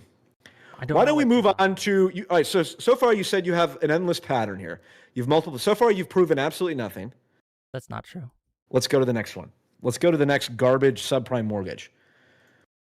P.F. Jung, this is your account. Do people think P.F. Jung is an intellectual heavyweight? No. I think he's an above-average intelligent guy. People dispute that because of his autism and his truth-seeking and all that kind of stuff. But I actually do think he's an above-average intelligent guy. And I actually don't I don't view him as like an intellectual or debate heavyweight. I just view him as a smarter-than-average guy who's pursuing the truth. Now, in my opinion, he has a bias, which he oftentimes explores such fringe dissident ideas that I think he becomes captured by those ideas. Like he for instance, like he will explore dissident philosophy, have some of it resonate within him, and then without necessarily, I think maybe he does recognize it, but it will resonate so much that he will become partially schizophrenic while still insisting that he is deeply rooted in truth and in trying to tie himself to the center, right? And I appreciate his attempts to, it's basically like a psychonaut. There's people called psychonauts. They're people who want to explore psychology and the brain and hallucinogens and strong drugs, and they effectively volunteer for medical experiments in order to engage with hallucinogenic drugs for scientific purposes. But what ends up happening is while they're providing feedback to the scientific community through their use of like harder hallucinogenic drugs, what ends up happening is some of them will become untethered through that experience, and the quality of their information and analysis degrades over time just through the caustic nature of constantly consuming hallucinogenic drugs. And I do view P.F. Jung in a similar way, where I think he's like a psychonaut.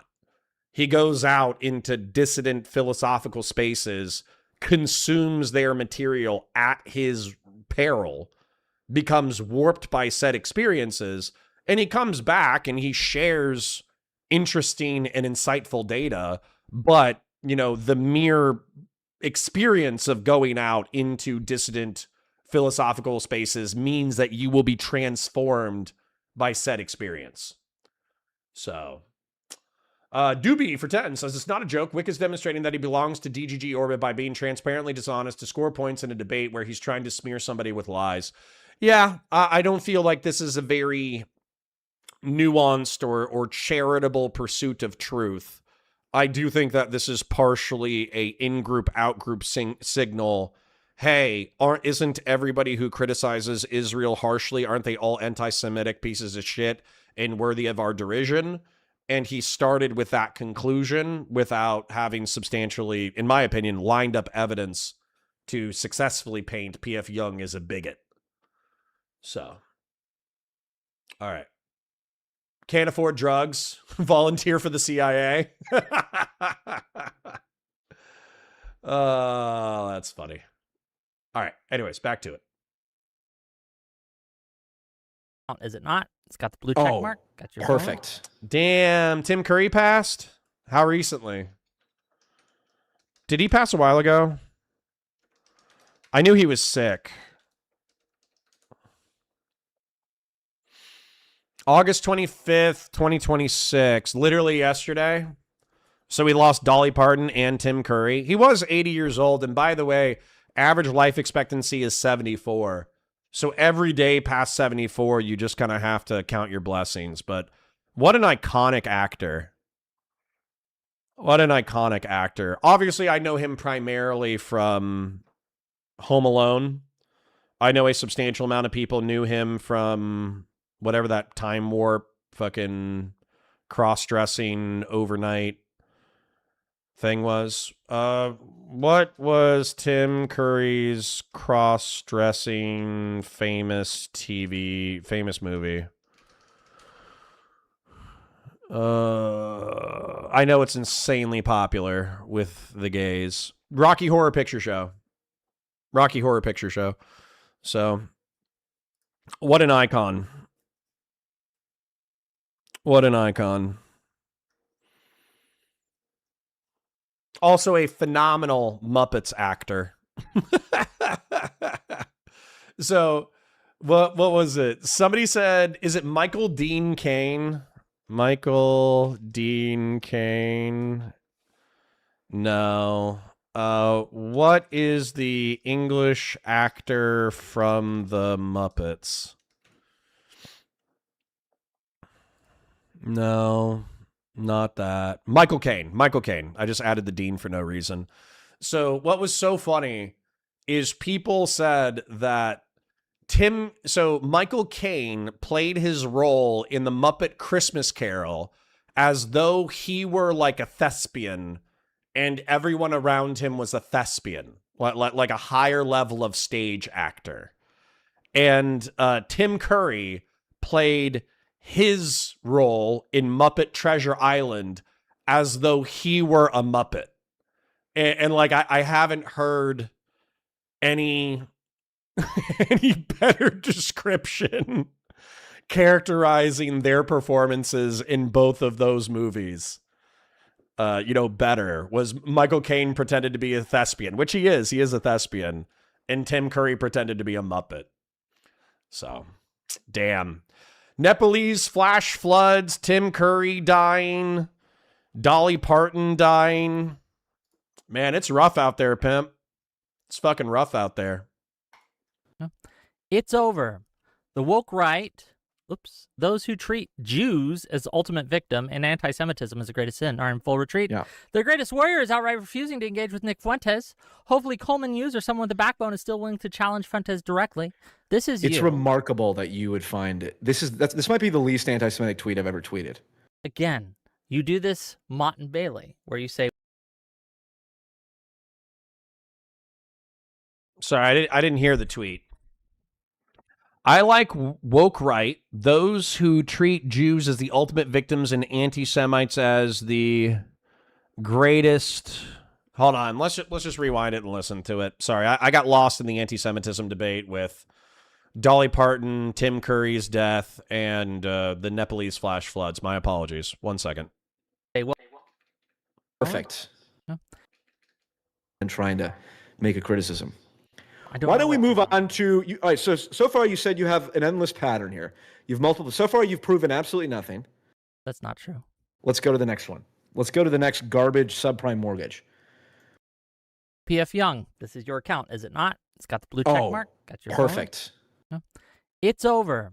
The woke right, those who treat Jews as the ultimate victim and anti-Semitism as the greatest sin are in full retreat. Yeah.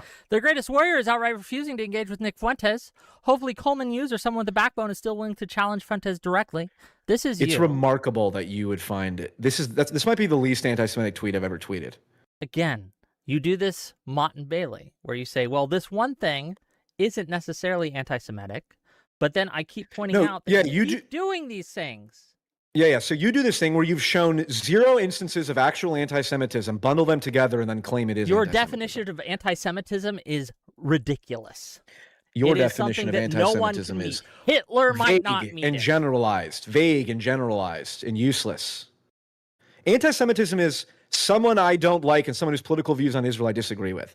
That's effectively how you're using that term. Again, wait, what did I say in that tweet? Okay, here. What did I say in that tweet? Smuggling these things. What did I say in that tweet that's anti-Semitic? This idea that Jews are treated as like this, that anti-Semitism is seen as the greatest sin, and Nick Fuentes deserves to be engaged with. What you're doing there is smuggling, again, in laundering the reputation of a known anti-Semite, Nick Fuentes. Oh my God. I feel like I'm on MSNBC right now.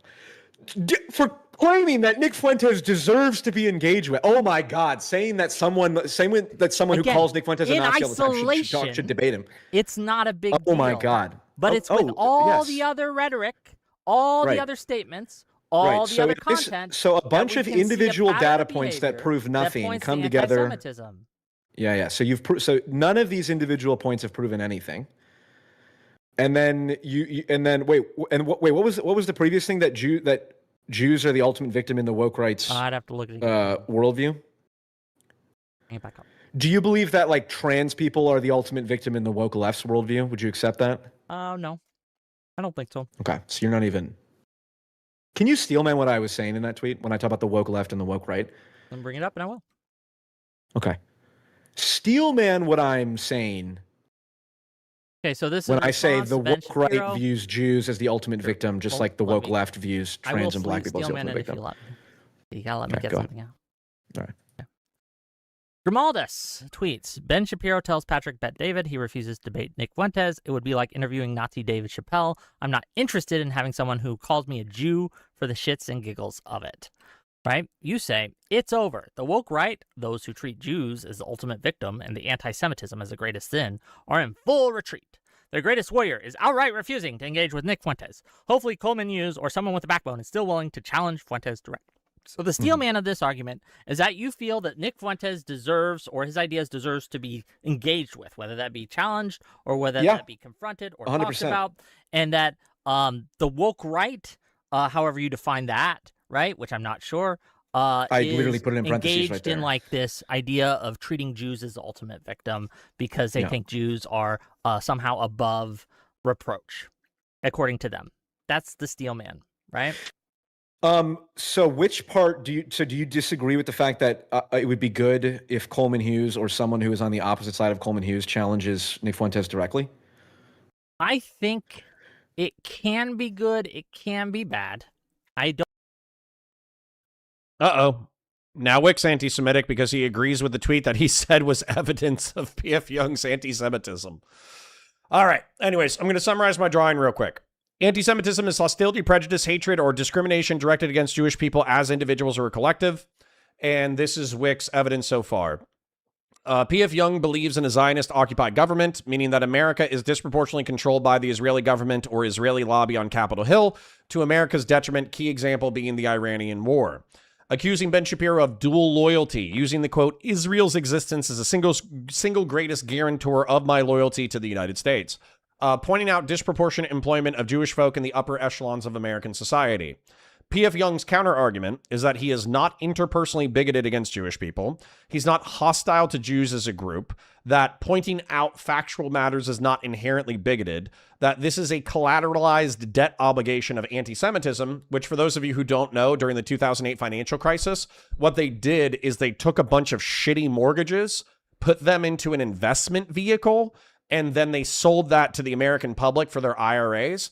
And because they were able to continue to package mortgages and then sell them as investment vehicles, they were able to explode like the investment market in reference to mortgage-backed securities. And so this created like a multi-billion dollar industry. But because so many houses were sold to so many people who could not afford said houses, when those people could no longer afford said houses and they were foreclosed on and closed on, this imploded the investment market on said mortgage-backed securities and destroyed like a substantial part of the American economy that not only fucked over homeowners, but also fucked over everybody who had invested in this sector of the economy. And so what P.F. Jung is saying is that you have a collateralized argument of dog shit, but if you actually look at each sub-argument, there's nothing anti-Semitic in each sub-argument. That's up to y'all to argue in chat. I really don't give a shit if you think that he's an anti-Semite or not. But one of the things that Whick guffawed at, that he argued was anti-Semitic, was the fact that P.F. Jung believes that Zionism or ultra-Zionism is inherently tied to Judaism. But immediately before that, he made an analogy that you also could not divorce jihadism from Islam. And so I'm just going to point this out, that these things are analogous across the Abrahamic faith. Christianity is the general belief in the Trinitarian Messiah. God, the creator of the universe, manifested himself in a specific human being 2,000 years ago who gave us the moral code on how to live, and we should obey his guidance. That's Christianity. Christian nationalism means that we should bond together as Christians, as a political bloc, and advocate in this political bloc's ultimate self-interest. And so they kind of ignore and don't like the American secular division of church and state. And then Christian supremacy and theocracy is not only should Christians create a political power bloc that advocates for themselves as a political power bloc, but we should actually be the supreme religion within the countries in which we inhabit, and we should create theocratic societies that reinforce Christianity as the ultimate belief system on this planet. Islam is, it's a monotheistic religion, universalist, following the Prophet Muhammad. And then it believes in, basically it says you have to believe in the universalist monotheistic God. You have to believe in the last day, meaning that at some point the world will end and will be judged, and the day of judgment. God, the last day, doing good works, meaning that you try to do good things in your life, that Muhammad is God's messenger, so you should take all of what he says as divine writ, and you should do the Hajj if you can. You should go to Mecca and Medina on a religious pilgrimage if you can afford it. Islamism is the belief that all governments should be Islamic in nature. All governments should be Islamic theocracies. And then jihadism is holy struggle. But it's often because Muhammad, peace be upon him, was a general and a secular commander fighting battles in order to win the Arabian Peninsula, you are allowed to engage in violence on behalf of Islam. And so struggling against the Zionist occupiers, struggling against the Kafir Christian armies occupying the Middle East and North Africa, that is oftentimes rooted within the religious struggles of Muhammad. So divorcing jihadism away from Islam is also impossible. So, all of this to get to Zionism. I know I've taken a while to get here, but I think that you guys will see what I'm saying. God promised the Jewish people, if you're a religious literalist, God promised all of the territory east of the Nile and west of the Euphrates. That was God's covenant with Abraham, was that his descendants would inherit that entire segment of the world. And so as a result, even if the Jews themselves don't believe in a literalist interpretation of the Old Testament or the Torah, they chose the Eastern Mediterranean as the location in which they would occupy because historically that's the land that they conquered and colonized 3,200 years ago. And so expansionist, ultra-Zionism, trying to effectuate quote-unquote greater Israel, which would include everything east of the Nile and west of the Euphrates, or even just expanding to the historical borders of the 7 kingdoms of Israel, is something that is inherently tied to Zionism, and Zionism is inherently tied to Judaism. And stating so is not saying that I have a bigotry towards Jews. Okay? So, if P.F. Jung understands this and is able to articulate this, and he's able to make analogies to both Islam and to Christian nationalism, then this is not strong evidence that P.F. Jung is a bigot against Jewish people. I do think the, how do I say this? There's a moment at which anti-Zionism jumps the shark. I think Hassan Piker has clearly jumped the shark. I think Mike from PA has clearly jumped the shark. I do think that Doobie and P.F. Jung, to a lesser degree, have jumped the shark where their anti-Zionism might not be rooted in interpersonal or collective bigotry against the Jewish people, but they advocate for things that I think are illogical or insane as a result of their perspectives on Zionism and Zionists. So, end of rant. Let me save this drawing and get back to the content.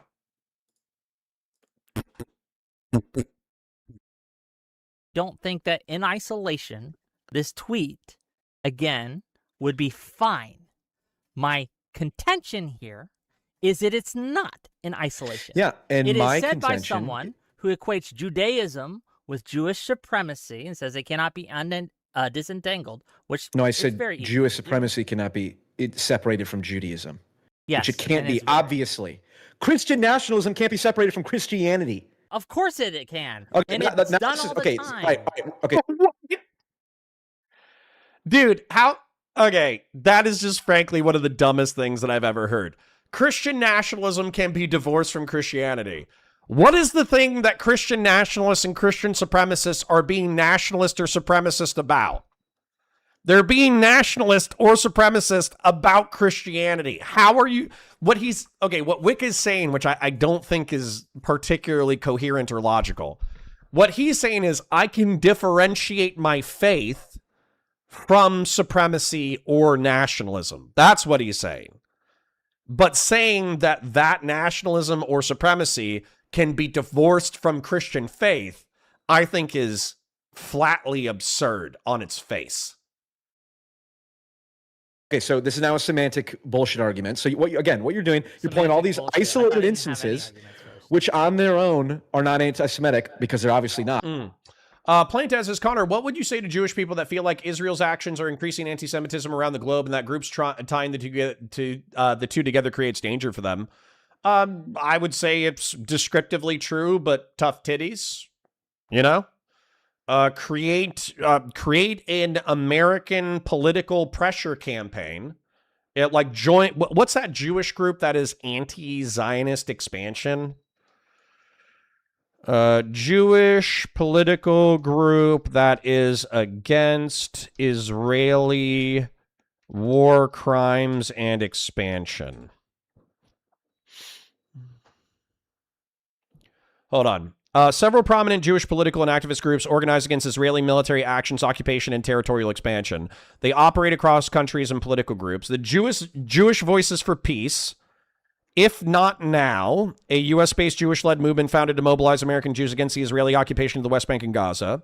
Standing Together, a major grassroots binational movement inside Israel that unites Jewish and Arab Israeli citizens.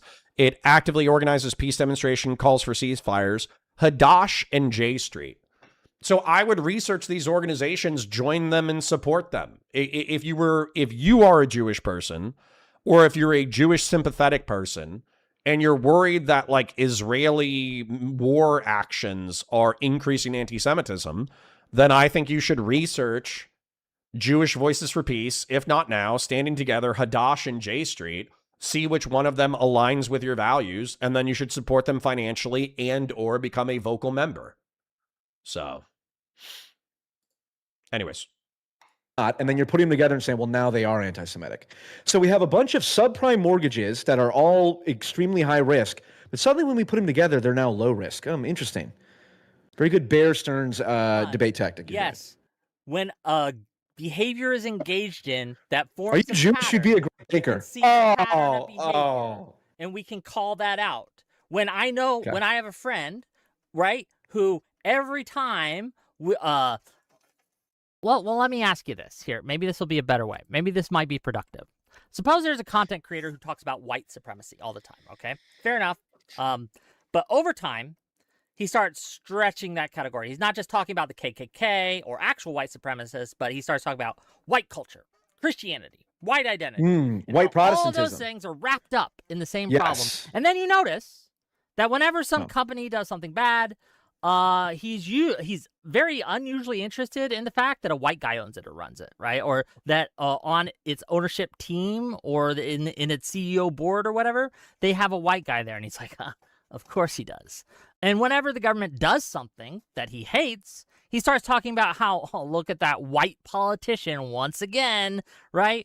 And again, and some white public figure has a strong attachment to another white majority country, suddenly he's asking whether that person is really loyal to America. If there's some huge event or conspiracy and he hasn't even looked into it much, he's still something like, I wouldn't put it past these people. Whenever anyone says, hey, man, this is starting to sound kind of anti-white, his answer is always, well, no, I don't hate white people. I'm just criticizing white supremacy. You can see a pattern of behavior that they're engaging in, and we can make conclusions and inferences based on that pattern of behavior, even though in isolation, all these things, A, might actually be true. That white person did own that company, and that company did do something bad, right? The person does have an unusually strong attachment to this white majority country, and he happens to be white, right? These things, again, in isolation might be excusable, but when you package them all together, it comes off as like, man, there might be an underlying problem here. And I would say that that is what you're doing with Judaism. It's just not true. It's just obviously not true. You have no evidence of that. You just concocted this hypothetical that has no bearing on anything I've done. It's Why are you ignoring all of the times where I have explicitly condemned anti-Semitism, and not just in like a half-hearted way, but called it anti-Christian, degenerate, disgusting, treating Jews as if there's something wrong with them or they're inherently a bad thing, or believing believing that Jews necessarily are intertwined with Israel, even though there's tons and tons and tons of Jews who criticize Israel as much as I do? Why are you choosing to ignore that from your little hypothetical? Well, because the way you define anti-Semitism is a way that carves out exceptions for the type of anti-Semitism that I believe you engage in, right? And you can say, well, no, I don't hate the Jews specifically because I'm not against them genetically, right? Like, I don't think that their genetics are bad. And yes, some of the Jews are actually one of the good ones. They criticize Israel too, right? I just reject you, I reject your framing there. I just do. Okay, I think you are like comically woke. I think that it's like yeah, like if I criticize, if I say like, black culture has some pathological elements to it, like for example the common kind of norm where black students are harassed for studying, they're told that they're acting white, they're called, they're treated like race traitors because they're not living up to some standard of blackness or whatever, spiritually Israeli or something, right? Yeah, so if I were to criticize black culture for legitimate flaws, and you say, this is what racists do. Okay, you're so far beyond the pale that I don't even know why.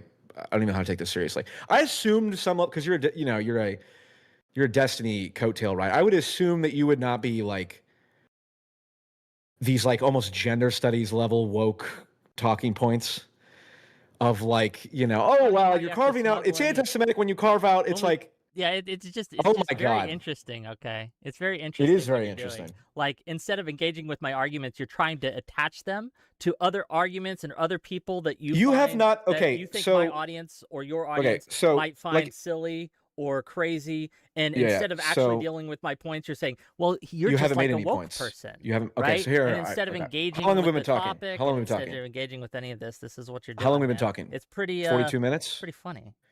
Okay, so far, give me one instance of something I've said The Zionist-occupied government. That's anti-Semitic. That's anti-Semitic. No, it's a meme. It's Zionist, not It's not Jewish. a meme. You might be. Zionism and Judaism can be totally separated. Zionist-occupied government refers to the degree to which Israel exercises a disproportionate amount of influence over our government and its Zionist supporters. It means control. If we're talking about influence, why don't you just say, "Hey, there's a lot of influence." Occupied does Israel control Gaza? No, Israel occupies Gaza and there's resistance from Hamas. So no, occupied does not necessarily mean controlled. Occupied means there's a ton of people who have a weird, creepy attachment to Israel and who claim that Ted Cruz says he supports Israel because the Bible told him so. Elise Stefanik says, I believe Israel has a biblical right to the land. Evidence that he's being Mike Huckabee, the voice of the White House, the ambassador of the U.S., says it would be fine if Israel wanted all the land from the Euphrates to the Nile. That's way worse than saying Zionist-occupied government, because Zionist-occupied government calls attention to, in a very mimetically sophisticated fashion, because it sounds like Evil Emperor Zerg, and it doesn't say Jewish, it said Zionist. Doesn't say Jewish, so it says Zionist. So I don't care if this is anti-Semitic. Then anti-Semitism is totally meaningless because there's actually way worse forms of anti-Semitism. So why would you use the same word to describe a particular meme? Can I engage with as something like someone? No. Answer this question. The best example so far is that I use a meme term, and I don't mean that like as in it's like a pointless. I mean, it's mimetically fit. It's a good meme. It's strong. Yes, to launder anti-Semitism and anti-Semitic tropes. Yes. Yeah. I agree. It's a mimetic warfare. It's. If it was anti-Semitism, it'd be Jewish-occupied government. But Zionism is an ideology and can be separated from Judaism, and it is because there are Christian Zionists like Ted Cruz, which you didn't even know was Jewish. So is Ted Cruz Jewish? So Ted Cruz is Jewish. Yeah, you didn't know that? Oh. I don't check how many people are Jews. You don't. Oh my God. Do you?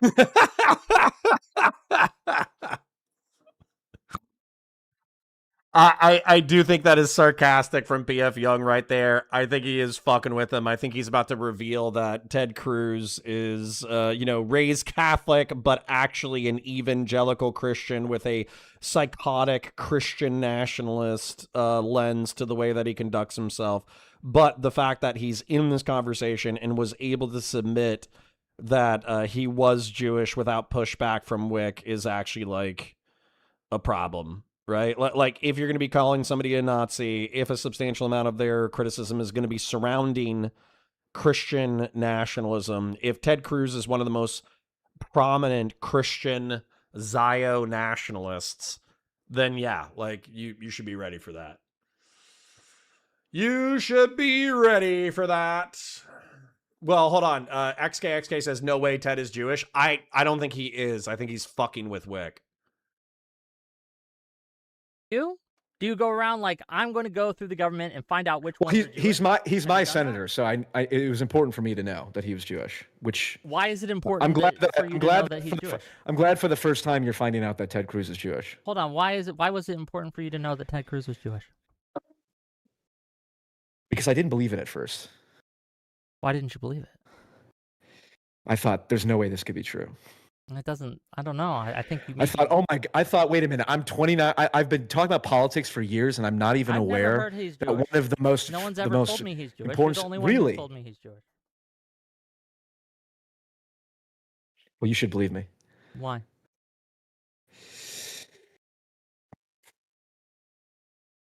Because he's got a higher IQ than average, which we know Jewish people do. Okay. See, one of the problems I have with your rhetoric and please go ahead. All right, are we done with all the jokes now? Can we actually be serious? I am being serious. Okay, I hope Paul shows his hand. Please, God, like there's a moment where like, okay, I know you're fucking with him. I know you're playing with your food, and Whick is not catching it, which is like, I understand that's fine. But can we get to the point where you reveal that Ted Cruz is not Jewish? He's just a giga Christian Zionist nationalist. Please, please, please, please, please, please. Okay. All right. Okay. So let's actually be serious one of the problems I have is you again, this is something you've said on your stream, that you're getting in a minor form of iconoclasm, right? Or yeah. that you want to kind of tear down these like sacred cows, these sacred symbols, and you believe that this taboo against my definition of anti-Semitism, which isn't something I just Googled, right? It is a formal definition of anti-Semitism. You believe that these things are keeping us from criticizing Israel, Judaic culture when it deserves to be criticized, Jewish supremacy, as you call it, and all these other things. That you're engaged in this iconoclastic, mimetic war against the taboo against anti-Semitism. Would that be accurate reflection of your kind of way you're doing things? Only partially. I would say, you know how the left overuses the term racist? Yes. Okay, I think a lot of people overuse the term anti-Semitic. Okay. So here's the thing. I agree. Okay. So here's the thing you're doing, right? Yeah. You're looking around and you see a fence.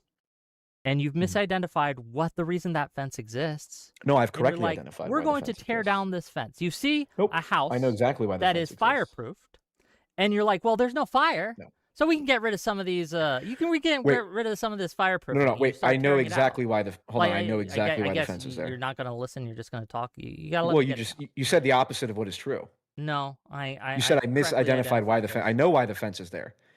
I know why people overuse the term anti-Semitic the same way the left overuses the term racist. No, I think that you've misidentified. No, I've correctly identified. Well, and the reason is because, and everyone knows this, anti-Semitism is used as a shield to chill criticism of Israel. In the same way that racism is a shield to criticize, for example, pathological aspects of black culture, or to point out that, hey, one of the reasons that black people are not doing as well statistically are not actually because of racism. It's because of other factors. But this and is, one of the this reasons is why I think that I've correctly identified that you're smuggling in so that's wrong. anti-Semitism No, you've because miscorrectly. You've incorrectly. Right, you point to people accusing you of anti-Semitism because of your use of language that is anti-Semitic, such as dual loyalty claims about Ben Shapiro, such as Zionist-occupied government and spreading and laundering that term. And you're saying, well, you're just mad because I'm criticizing Israel. And I think that that's ridiculous. That is why. That is actually true. That's the real motivation. It's a way to defang actual accusations of actual anti-Semitism and turn it into a meme where someone can just replace the word Jew with Zionist and be what you're doing is so even though that laughably grasping at straws, being run off the internet, attempting to claim you're putting together a bunch of these data points, none of which have any merit whatsoever, and we've proven that, we've demonstrated that, and then trying to paint a broader picture here. I'm correctly identifying what you're doing. You're incorrectly identifying with what examples, I'm doing. No, timestamped, you're wrong. on video that we read together. And none of them have proven I read anything. tweets that you sent. We read a Substack that you wrote. These are your words. And none of them have been anti-Semitic. And so far, you've proven nothing. You can't just say, "Well, they're not anti-Semitic, so I win." I don't just say that. I say that because that's reflective of reality. That's literally your argument. That's the extent of what you've been saying. It's well, I didn't say Jew. I said Zionist.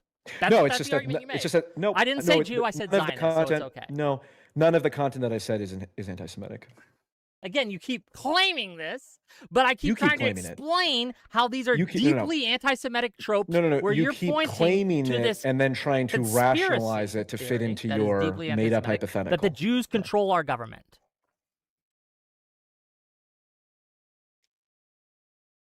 Callie wants to talk to you, by the way. Can we bring her in? She asked to talk to you. That's why. Who is this Tali? I don't know anything about that. She's my emotional support Jew. Your sidekick? Yes. Your eunuch sidekick? What happened to Ryan? Emotional support Jew. What happened to Ryan? Why is Ryan out here? Ryan accused me of anti-Semitism. I don't know. Ryan doesn't like. Can I tell? Hold on. Before you bring on Tali, I want to get your opinion on something. Go ahead. I asked Ryan if it's a violation of natural law to kick people off of their land because they claim that a particular group of people were entitled to a particular plot of land in the Middle East. He said he wasn't sure.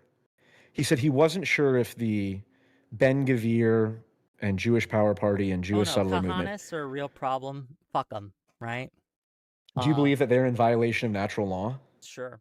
As I understand, Ryan refused to say that. He said, "I don't know. I'd have to look into it more." I disagree with a lot of things Ryan says. Okay, if you want to yell at Ryan, you can yell at Ryan.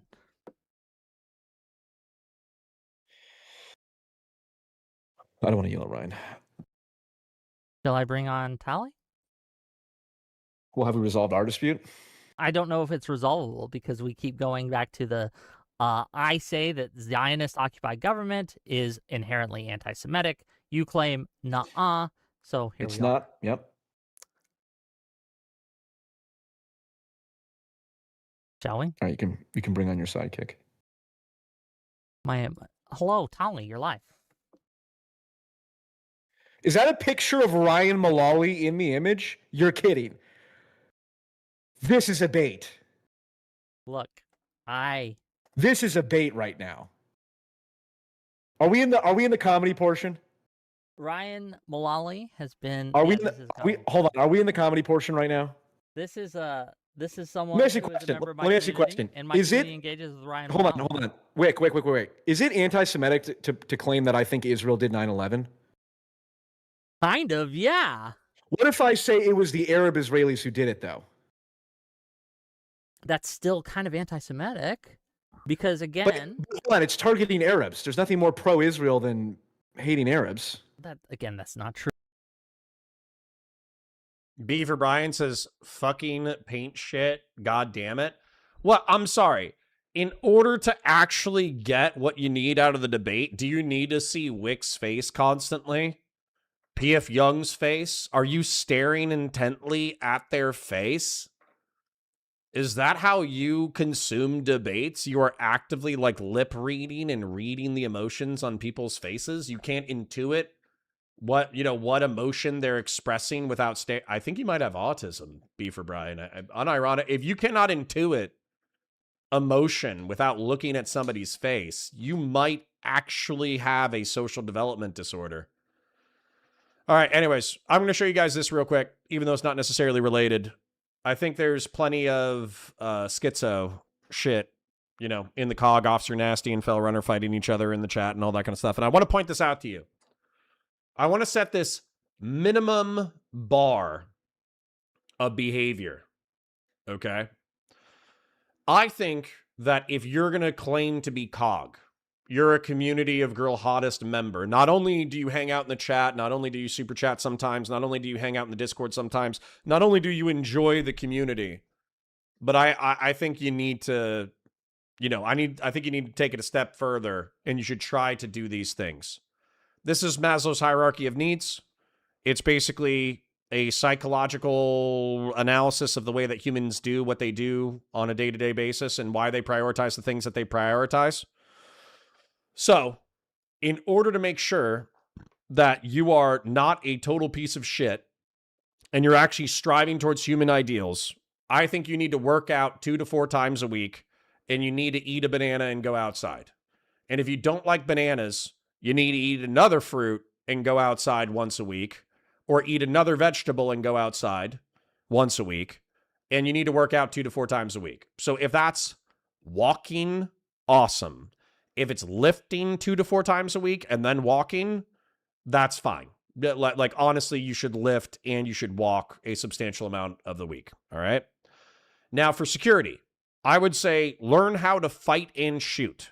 So if you don't know how to throw a punch, if you don't know how to throw a kick, if you don't know how to take a punch, if you don't know how to take a kick, if you don't know what a defensive stance looks like, if you are totally physically vulnerable at all times, and any person on the street, including people smaller than you, could walk up to you and start throwing punches and you would fucking crumple like soft fucking tissue paper, then you need to learn how to fight.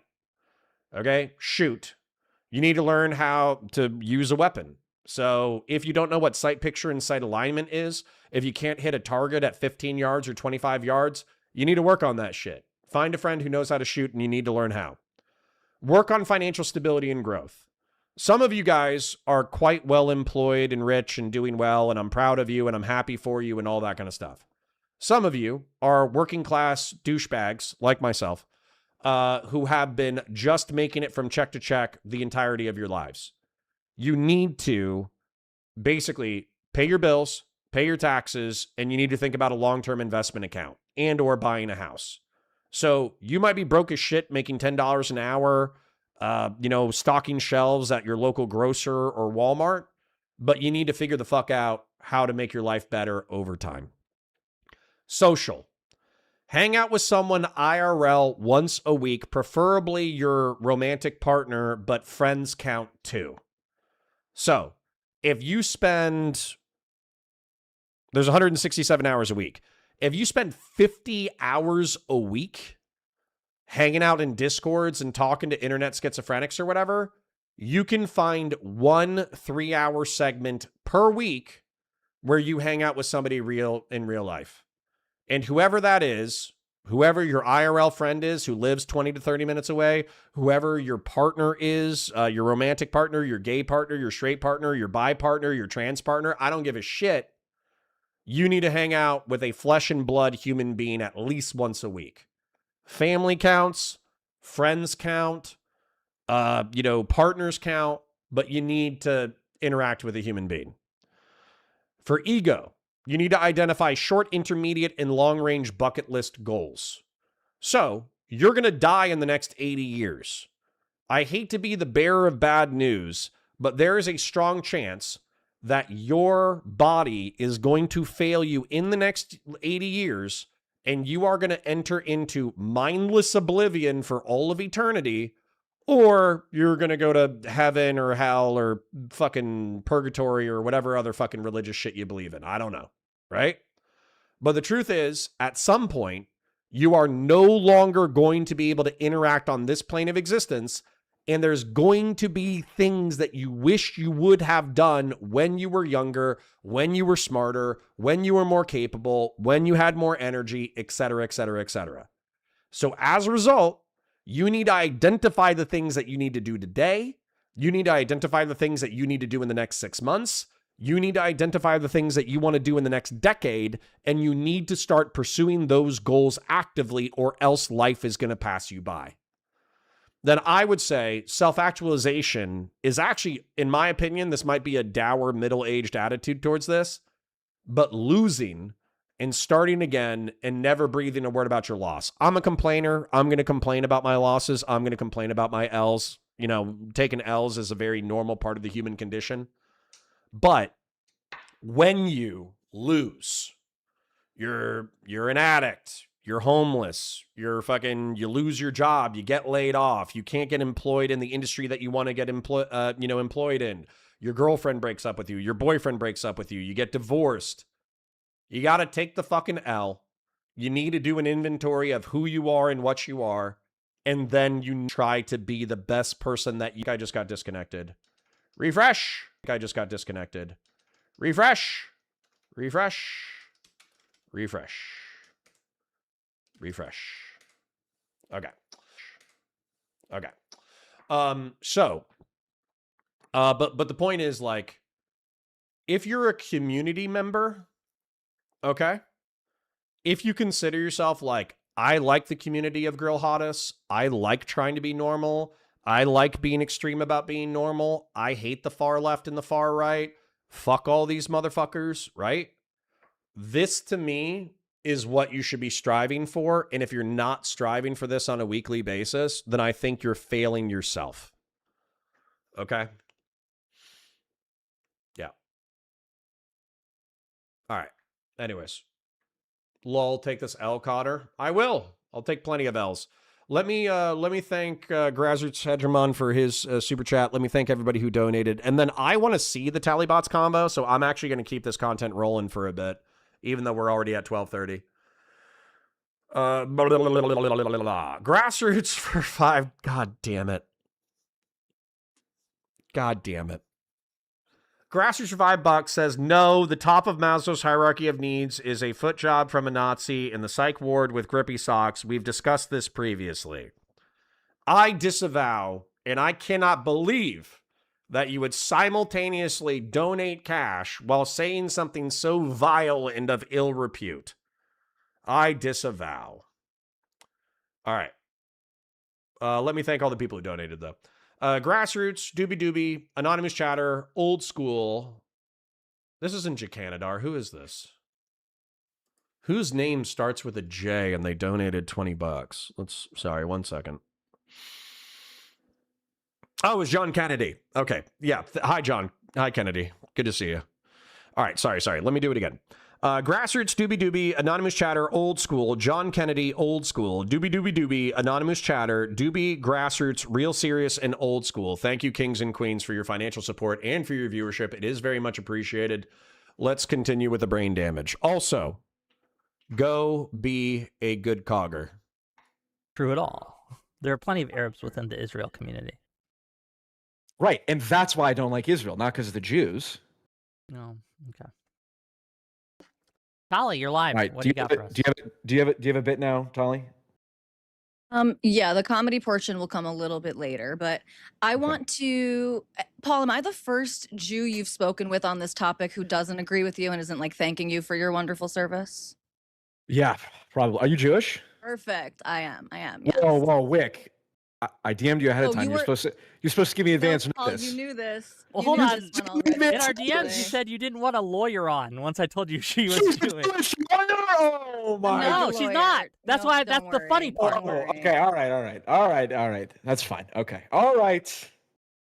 Go Okay, ahead, so go ahead. I am kind of interested, Paul, like, Yeah. hopefully you and I can have a little discussion here. I would like you to use like some of the arguments that you've had with non-Jews on this topic where you like to catch them. Give me a second, Paul, where you like to catch them. I'd like to have this conversation with you directly as a Jew who disagrees with you here. And I'm gonna do this. You can believe me or not.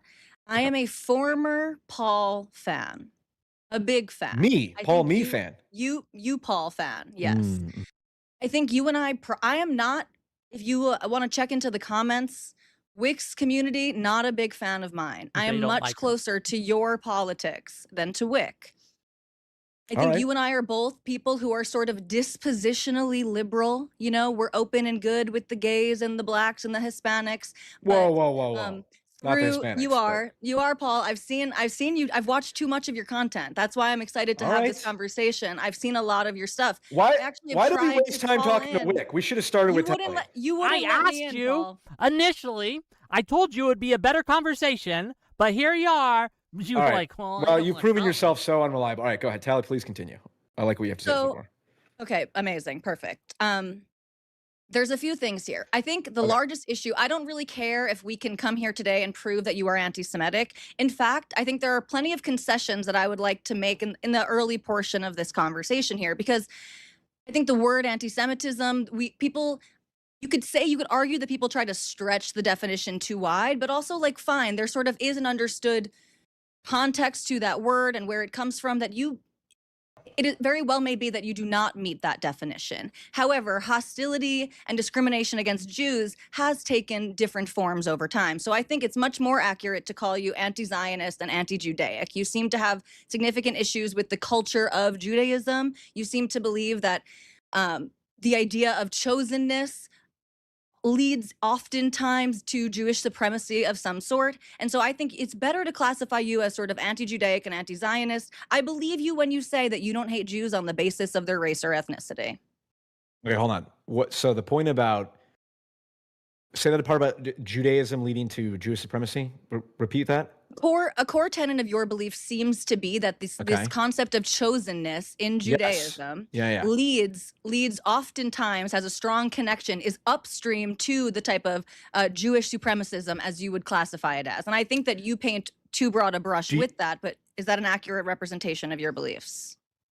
Hold on. Do you think that's not true? I don't see how anyone could deny that, given, for example, Ben-Gvir and the Jewish Power Party. So I agree if you mean to the extent sort of what you and Wick were talking about, that like Jewish supremacism is obviously connected to Judaism in the same way that Islamism is obviously connected to Islam. If that's your point, then yes, of course. Okay, I think is my my point. Argument, then great, then we agree. My argument is that you are... You hear that, Wick? You fucking moron. You are wrong, but fair. My argument is that you are painting with way too broad a brush. So I think you fundamentally misunderstand. I think you fundamentally misunderstand the concept of chosenness. And you're not alone in that, by the way. It's a very common sort of non-Jewish thing. And a lot of Jews feel alienated by this because they're thinking, especially in America, where you have largely secular Jews who maybe went to Hebrew school or went to temple, you know, on the high holy days. And they're thinking, sincerely, I've never been taught that I was better than anybody else. So I think that you have a misunderstanding of what chosenness entails, what it is supposed to mean, how the overwhelming majority of Jews interpret that. And I think you even paint too big of a brush of how big of an issue Jewish supremacy is in Israel, because Israel actually had a Jewish supremacist party, a Kahanist party, and they were kicked out of the Knesset. It was made illegal, this is the same law that prevented like Arab terrorist sympathizers from running for the Knesset. So I think that you are over-indexing for this Jewish supremacy, and I think you're seeing it where it does not exist, even though it does exist. I accept. Those are absolutely perfectly plausible. I accept that. I'm a genius. It's because I'm Jewish. Well, it's okay. See, Whick, can you leave? I'll just talk to Tally. This is I don't like you staring at me down there. This is it's distracting me from a very productive conversation. So hold on both of those claims. What was the first one? I misunderstand the concept of chosenness. I certainly do not have the theological or even cultural understanding that I can you Wait, you talk about it a lot though. So it might be prudent for you to understand it, especially because you've made like several videos about like, we need to talk about Jewish supremacy, right? This has been a highlight of yours in individual videos that you put out on your live streams and on your Substack. So why don't you just give a very brief, it doesn't need to be perfect. I'm not a Torah scholar, so that's not what I'm going to hold you to. What is your general layman's understanding of chosenness in Judaism? Yeah. A true Torah scholar would argue about the definition of chosenness with another Torah scholar. The belief that Jews, by virtue of their descendancy, or what would it be, ancestry to Abraham, are entitled to a particular. Well, you're talking about the chosenness that I'm concerned about, the chosenness that I talk about. I want to know what you believe it to mean, what you think it actually means, and I want you to be. I recognize that chosenness means many things. AKA Batu Sai says, Connor, I'm ready for another 5 years of talking about anti-Semitism. Me too, man. Israel-Palestine. They keep the flame. Israel is everything. Israel killed Charlie Kirk. Zelensky is a Jewish leader of Ukraine, and therefore he is a part of the global Jewish cabal to enslave the Goyim into, perpetual forever wars. And once they're done with their forever wars, they have to blanket accept, third world immigration. So they become brown, and everyone who's not Jewish becomes a cappuccino debt slave, in that they are both consumers of goy slop consumer goods, but their skin color becomes cappuccino due to miscegenation. It's truly by the way, if you can't tell that this is sarcastic, everything I just said is sarcastic. Listen, man, like what do you want me to do, man? What do you want me to do? It's Israel, Palestine. It's Russia, Ukraine. It's Ethan Klein, Hassan Piker, Destiny. That's online politics now. Do you guys want to go back to Kink It Pride? If you guys want, I can bring up Kink It Pride. Do you guys want to go to the Folsom Leather Festival dog kid picture? We could talk about this again.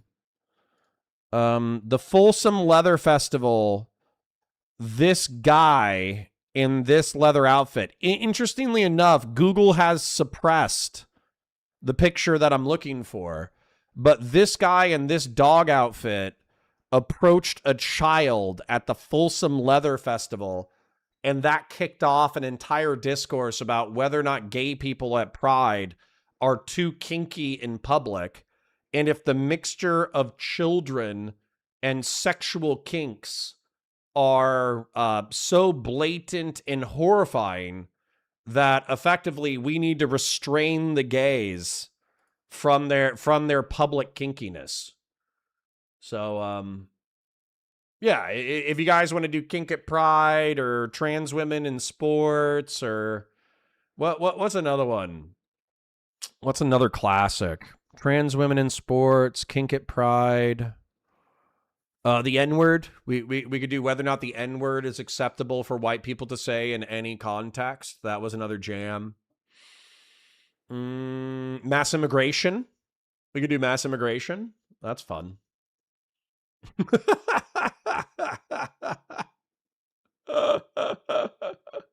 Well, Kissy John says, God damn it. I just tuned back into stream and we're on Kink at Pride. We missed a turn somewhere. Well, to be clear, Well, QC John, what happened was AK Batusai sarcastically said, I'm ready for another 5 years of content about anti-Semitism. And I sarcastically said, we could go back to classic Twitch and YouTube political topics if you want. Trans people at sports was a banger. N-word usage was a banger. Kink at Pride was a banger. Balenciaga pedo marketing was a banger. Vosh Lolicon drama, Destiny, Mr. Girl drama. We could go back to the classics if you guys want. All right, anyway, sorry. Back to it. Oh, yes, bathtub hormones. Oh, guys, don't you remember when the online trans community led by Keffels led a crusade against the drama and doxing forum Kiwi Farms? But then the doxing and drama Kiwi Farms, they found out that Keffels had publicly advertised and fundraised for a at-home DIY HRT website that encouraged teenagers to inject themselves with hormones so they could transition without medical or parental supervision. Do you remember that one?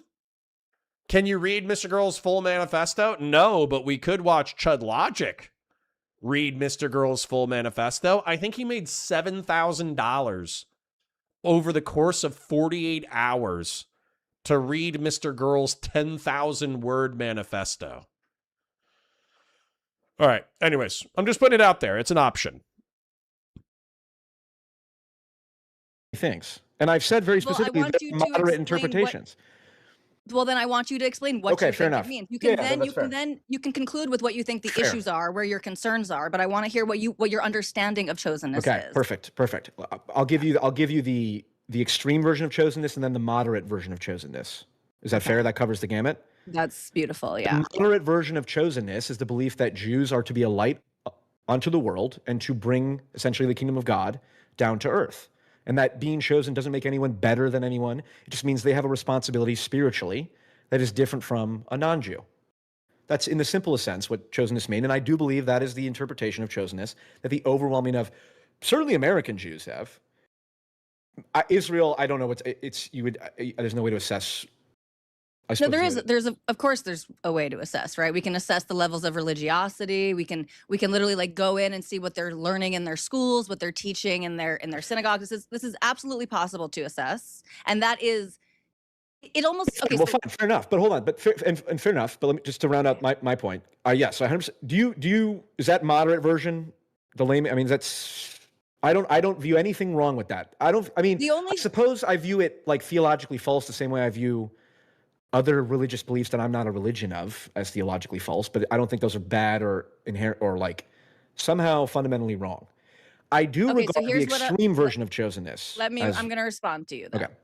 Yeah. So that's not the moderate version. That is essentially just what it means. And to take it one step further, I understand what you're saying. You might theologically disagree because you don't see the Jews as the light unto the nation. Hold on. But then what do the Kahanists believe? So, I mean, I don't know what percentage of population the Kahanists are. Maybe they're a fractionally small part of the Jewish population since they've been banned in the Knesset. But my point there is that, just because I would never call a jihadist not a Muslim, right? They probably, even though jihadist terrorists themselves are oftentimes incredibly small portions of the Arab Muslim or Muslim population, international Muslim population, I would never call them not a Muslim just because they're like a fractionally small population. And not only that, would I say that they're like logically, ideologically false.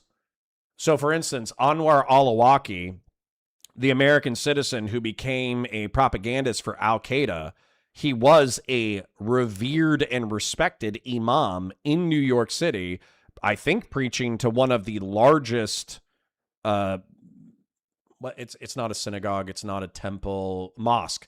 He was preaching at one of the largest mosques in New York City, Somebody correct me if I'm wrong. So I wouldn't say that he's like theologically completely baseless, right? And therefore anything that disagrees with Anwar al-Awlaki is the one true faith, and it's not possible to be a Muslim jihadist. That's clearly absurd. So that's what I feel like that was like a little sweepy, but that's okay. Let's take a look at how much of a population the Kahanists are. How much of the Jewish population are Kahanist? All right, let's take a look. There is no precise census or total percentage of the global or Israeli Jewish population that identifies as Kahanist, but explicit adherents represent a small minority, while the broader political descendants of the movement hold significant sway in Israeli governance. Small core movement. Open, active adherents of hardline Kahanist organization numbers in the thousands to low tens of thousands of registered or active members. Electoral support. Explicit Kahanist or neo-Kahanist political factions, most notably Itamar Ben-Gvir's Otzma Yehudit party, operate within the mainstream Israeli political system. In the 2022 Israeli legislative actions, Otzma Yehudit won 6 out of the 120 seats in the Knesset, 5% of the parliament, as part of a joint religious Zionist list reflecting a portion of the Israeli electorate that votes for these figures. Broader ideological influence.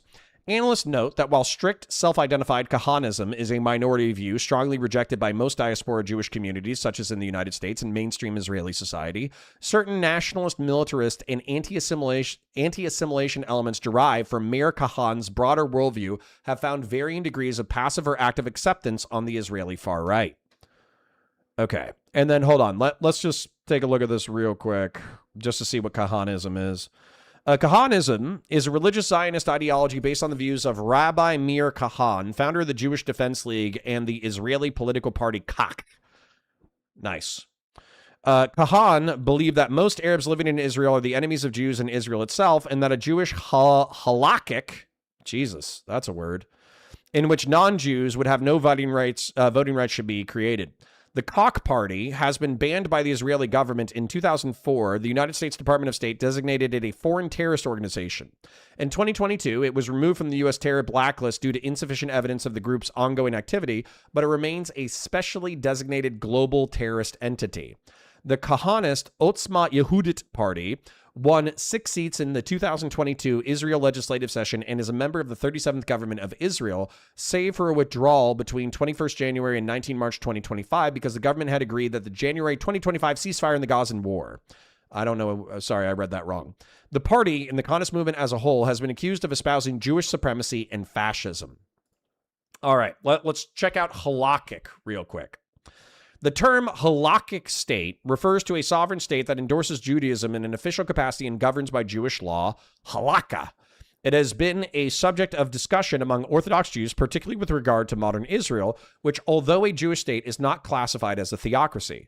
A number of Israeli politicians who identify as Orthodox have publicly voiced their support for Israel's transformation into a halakhic state, but this position has not gained significant traction in the country's legal system or among the majority of Israelis. Okay, so I mean, they literally have their own version, Kahanists.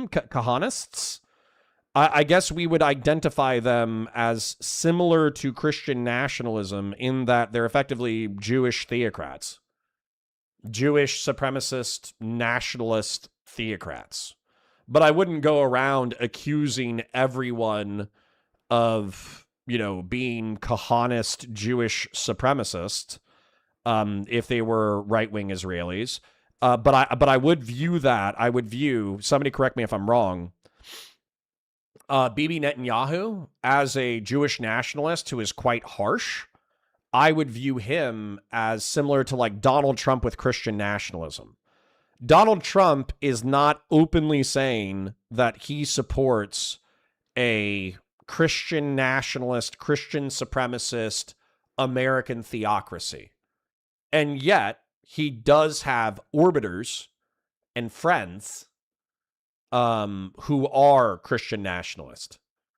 And so I'm assuming the Kahanist or neo-Kahanist movements in Israel are going to be similar to the Christian nationalist, Christian supremacist movements, similar to the way that Donald Trump has Christian nationalist orbiters. The cock party is in my pants. That's anti-Semitic. I disavow. Right? You have a different theological prescription for your life and what you believe is accurate and true and holy. That's great.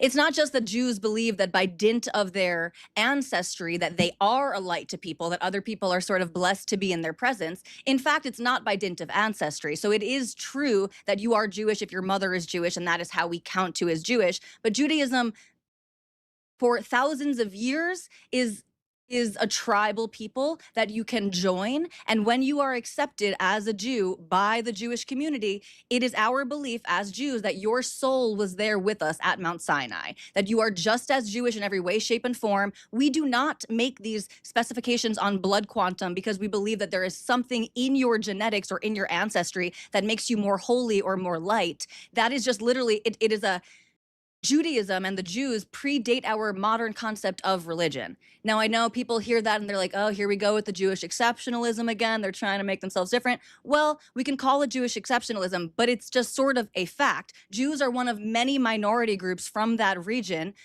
We are the only one basically who has successfully regained our sovereignty, right? You have the Yazidis and the Coptic Christians and the Maronites and lots of the different Persian minorities and the Kurds and all of these people who have not yet achieved their sovereignty. But we come from a group of people that has been around for thousands of years that who are the Christian nationalists in the Trump administration? Hegseth, question mark? Yeah, I would say Hegseth and Jack Posobiec, who has spoken at a number of conservative conferences. Jack Posobiec, despite not being an administrative official, he's a unrepentant, unapologetic Christian theocrat. I think Matt Walsh as well sarcastically identifies as a theocratic fascist or whatever, but I think he does play with tropes of Christian theocracy and Christian supremacy within American politics, as does Tucker Carlson, who was a friend of the administration for a long time. We're a tribal people, a group bound to a region before the concept of Judaism and the religion was even sort of a thing. The people predate the religion that we see as Judaism. So yes, it's true that there is a lineage component, an ancestral component to being Jewish. However, it has never only been that. There is no sort of caste system where if someone doesn't have full Jewish DNA or something like that, where they are not accepted. That doesn't exist. So it has nothing to do with inheritance by birth. And it's not that you have some God imbued you with some light. You were chosen for the responsibilities. You were chosen to keep the covenant with God, to uphold the 613 commandments. So again, if anything, now many, especially religious Jews, will tell you that, well, you know, this burden to uphold the commandments, it's a privilege really, right? Because they enjoy, you know, being Jewish is very important to them. They see it as a privilege to be able to engage in their faith in this way. But you are a light unto the nations when you do these 613 rules. It is not believed that by dint of birth, by dint of bloodline, by dint of ancestry, that you are somehow above other people. And again, you are not alone in this misunderstanding. This misunderstanding does not prove malice as far as I'm concerned. But I am eager to see what you will do with this more nuanced understanding that is the overwhelming predominant understanding by Jews. Are you reading off? Hold on. Are you reading off a script right now? I'm not reading anything, no. Okay, all right. That's very elegant. Here's the thing. Jewish, and you're not having these conversations with Jewish people who are actually meaningfully Jewish.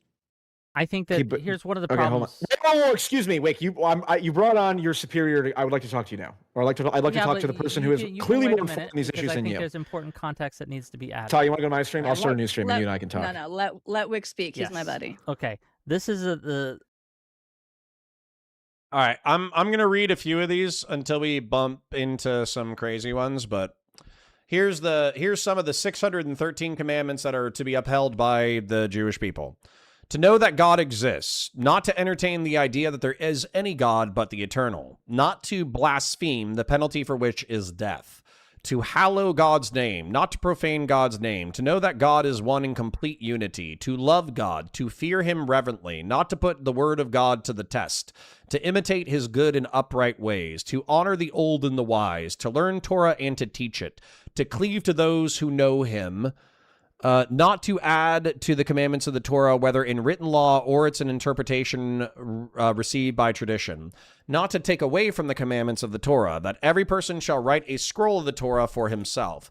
To circumcise the male offspring, to put tzitzit on the corners of clothing, to bind tefillah to the head, to bind tefillim to the arm, to affix the mezuzah to the doorposts and gates of your house, to pray to God, to read the Shema in the morning and at night, to recite grace after meals, not to lay down a stone for worship, to love all human beings who are of the covenant, not to stand by idly when... Oh, and isn't there like a Noemic covenant or something like that? Like, there's shit that the Goyim can do to keep their covenant with God, but that's not the Abrahamic covenant. That's the Noemic covenant or something. Not to stand by idly when a human life is in danger. That's based. Not to wrong anyone in speech. That's based. Not to carry tales. That's based. Not to cherish hatred in one's heart. That's based. Not to take revenge. That's based. Not to bear a grudge. Based. Not to put any Jew to shame. Not to curse any other Israelite. Not to give occasion to the simple-minded to stumble on the road. To rebuke the sinner. To relieve a neighbor of his burden and help unload his beast. To assist in replacing the load upon a neighbor's beast. Not to leave a beast that has fallen down beneath its burden unaided.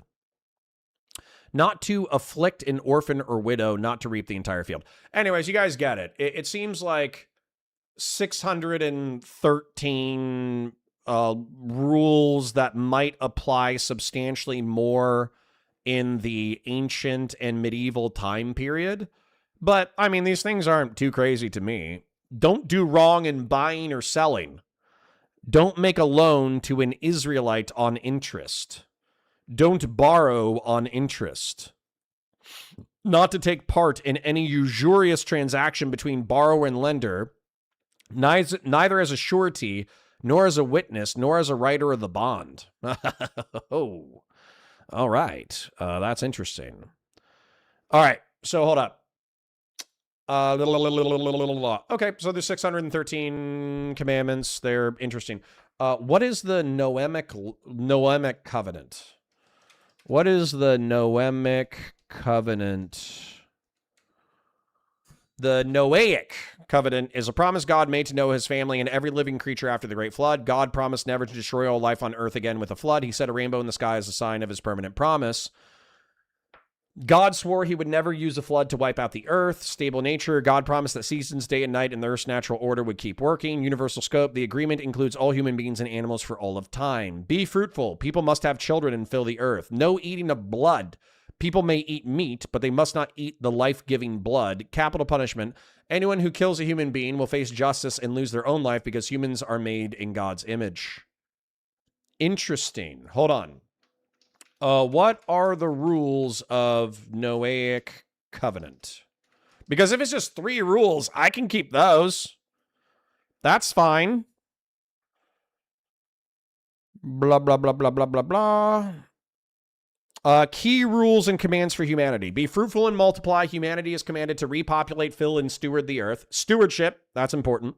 Sanctity of human life, no murder. Capital punishment is instituted for murder because human beings are made in the image of God. Okay, cool. Dietary restrictions. Humans are permitted to eat meat, but they are strictly forbidden from eating meat with the blood still in it, flesh torn from a living animal. Establish justice. Society is responsible for setting up courts and legal systems to punish violence and wrongdoers. This is based. I can abide by the Noahic covenant. That's fine. Doobie says that I'm thinking of the Noahide laws. Sorry, guys. Sorry, I'm trying to make sure that I'm being a good goy. I want to make sure that my goyishness is above repute. The 7 laws. No idolatry. Do not worship false gods or profane God's oneness. Okay, I could do that. No blasphemy. Do not curse your creator. Sometimes I try to keep that one. No murder. Do not take human life. I try not to. No theft. Do not steal from others. I try not to. No sexual immorality. Avoid forbidden relations like incest and adultery. You got it, King. No cruelty to animals. Do not eat a limb or flesh torn from a living animal. Of course. And then establish courts. Set up a legal system to ensure justice and enforce. Dude, I'm a good goyim. I'm a good goyim. I'm keeping the Noahide laws, and I'm keeping the Noahic covenant without even trying. I'm cooking, man. I'm a good goyim.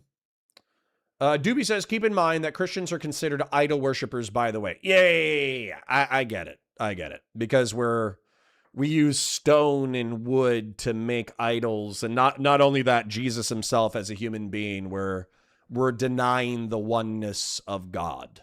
That's not me. So I'm good.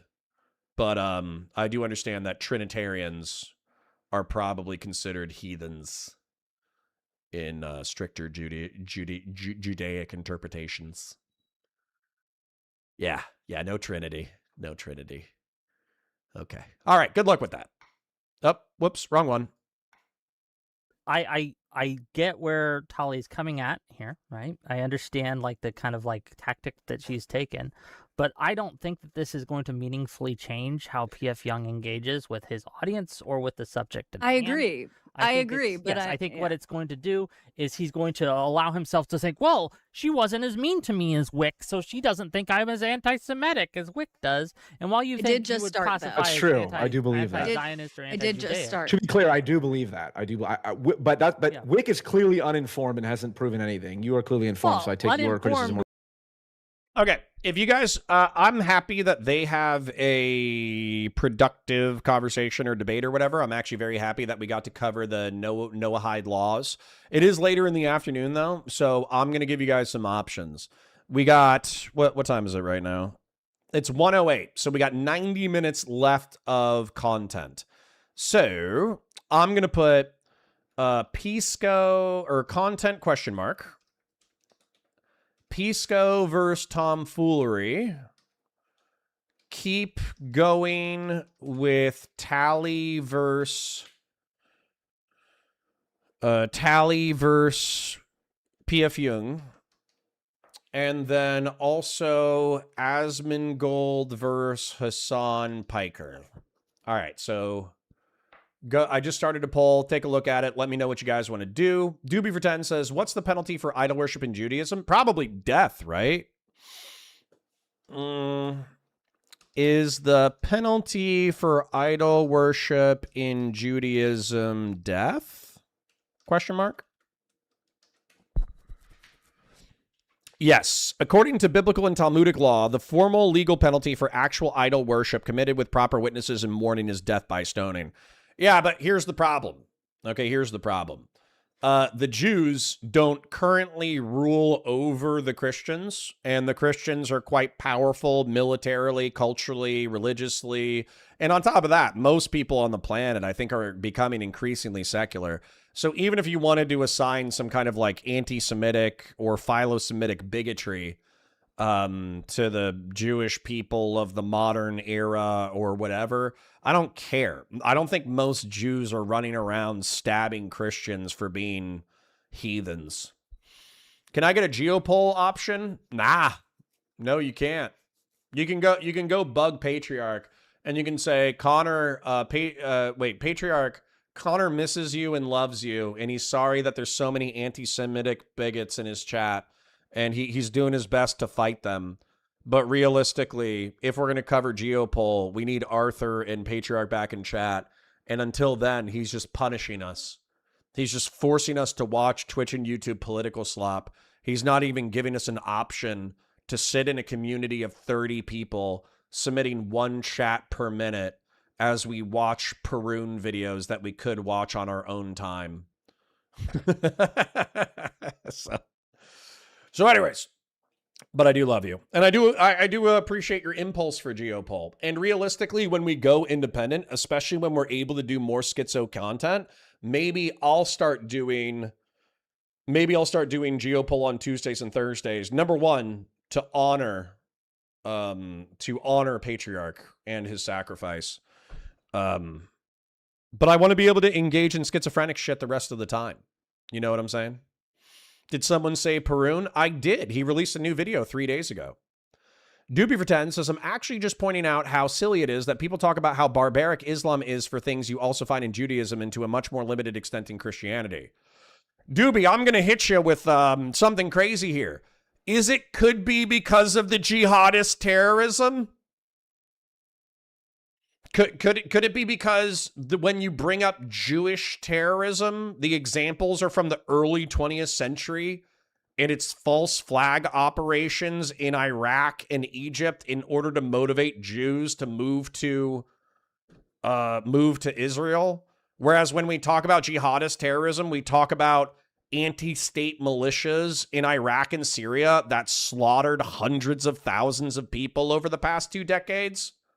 Could it be that whole 9/11 thing? Could it be that whole Al-Qaeda and ISIS thing? Could it be that whole, like, filling up trucks with fucking cinder blocks and driving them through crowds of French people and killing 200 innocent French civilians? Could it be the fact that 20 minutes away from my house, a random fucking jihadist ISIS worshipping dickhead walked into a gay club and gunned down 55 fucking people? Could it be that Boston, my place of birth, 2 dickheads from Chechnya left pipe bombs in the middle of crowds and severed people's limbs and also killed children? Could that be why people are more hostile to Muslim terrorism? I'm just gonna go out on a limb that the reason why I'm more hostile. Oh, Charlie Hebdo. Forgot about Charlie Hebdo. Yeah, could it be because Muslims disproportionately take it upon themselves as civilians to arm themselves and slaughter civilians? Just throwing it out there that these things might be correlated. Whereas if you go, well, Christians kill people all the time. Do you remember my Crusades? Do you remember my Reconquista? You know? Just throwing it out there. Just throwing it out there. It wasn't a Jewish person who brought pipe bombs to an Ariana Grande concert. Just throwing it out there. All right, anyways. Looks like Tomfoolery won the thing. So, sorry for the Islamophobia. Doobie brings it out in me. But Tom crashes panel and confronts Pisco on DSA sweeping. Let's take a look at it. I don't know that any of them has specifically said the thing that I'm afraid they're subversively pulling in. So the fact that you're like, hey, Tom, how many of them have announced to the world being subversive about this thing? I don't have any examples of that. But I do think that if somebody calls themselves a Marxist and you're like, yeah, but just because they're a Marxist, did they explicitly say they want the workers to own the means of production? Like, no, that.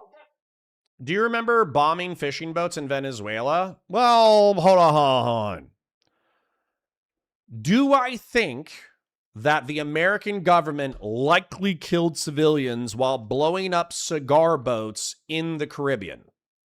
Abso-fucking-lutely. So just as an example, sorry, this is actually like a really interesting point. So, wait, hold on. Let me make sure I know what a cigar boat is. What is a cigar boat? A cigar boat, more commonly referred to as a cigarette boat or go-fast boat, is a long, narrow, high-performance speedboat designed with a deep V hull to reach extreme speeds, often 80 to 100 miles per hour over rough, open water. And popularized in the 1960s by builder Don Aronow and his cigarette racing team, the term references both the slender shape of the vessel and a historical nod to fast Prohibition-era rum runner smuggling boats. Cigarette versus cigar. Cigarette boat is typically a brand-specific eponym, while cigar boat is often used generically to describe the style without referring to the specific manufacturer. Okay, so the United States military, in an attempt to destroy drug trafficking into North America, used drones in order to blow up cigarette boats in the Caribbean. And their defense of it was, well, they're trafficking drugs that kill Americans, therefore fuck them.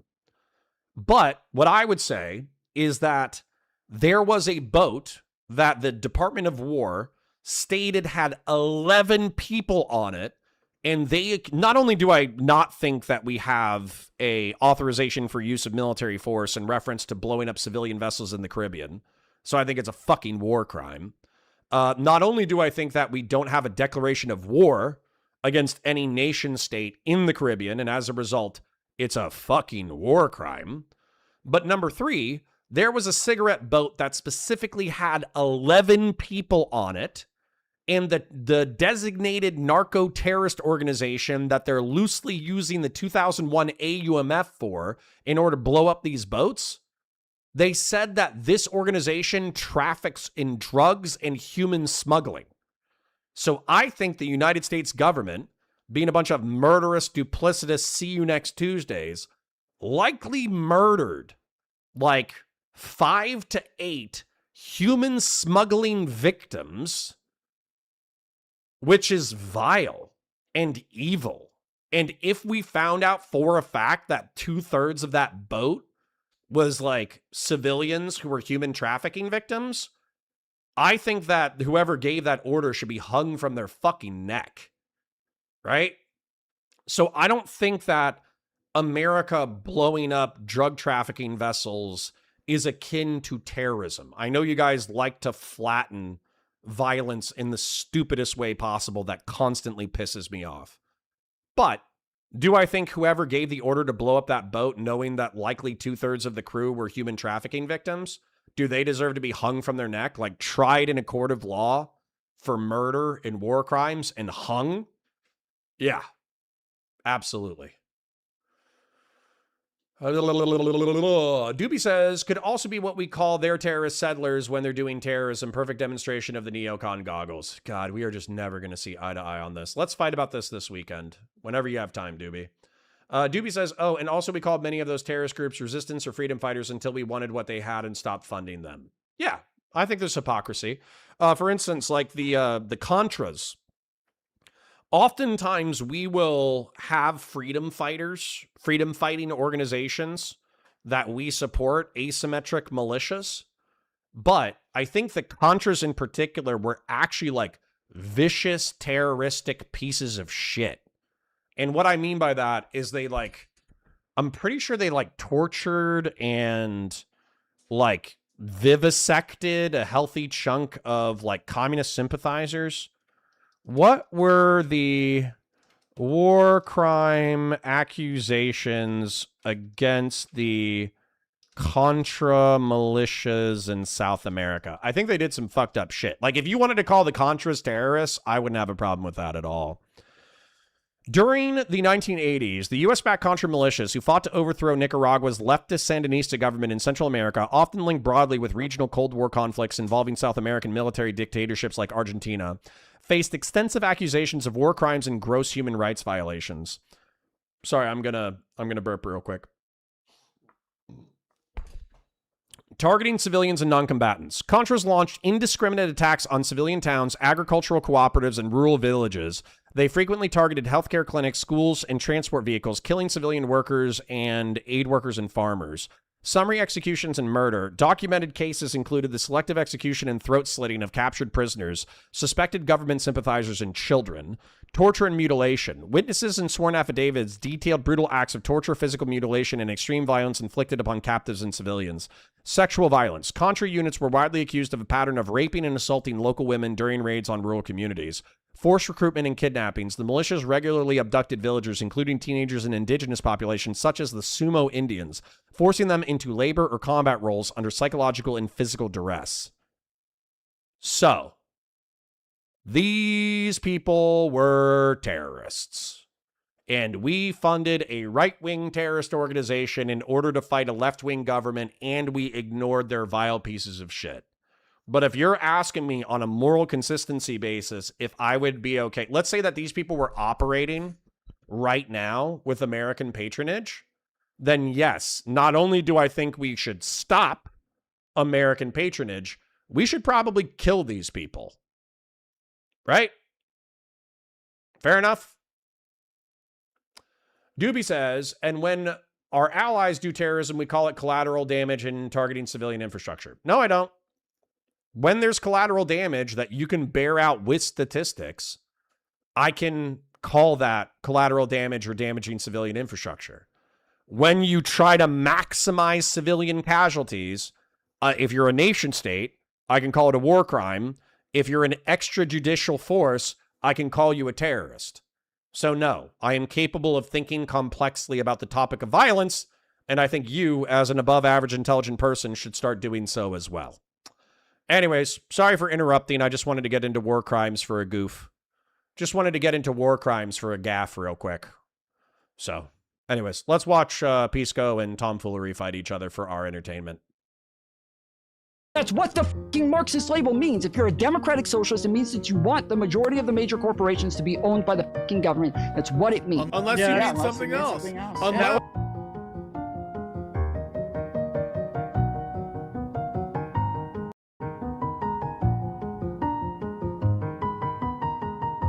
All right, what are they talking about? He wants to set prices on everything. And maybe that might not be the case, but they don't even want to have a conversation. And because... Oh shit, am I in this? Fuck. I hope he chopped it up. That way it's more Tom than it's me. But anyways, the somebody called Tomfoolery local librarian Lex Luthor, and I thought that shit was hilarious. Because they don't want to have the conversation, then our friend Jebtan, I think, is correct that, like, yeah, so just keep ignoring the populace, right? You'll keep... Correct, Officer Nasty. Is ethno-religiously cleansing Lebanon south of the Litani River, is that terrorism or is that a war crime? It's a war crime. Pretending that they're not there, and what you'll do is you'll... Oh, where the fuck is...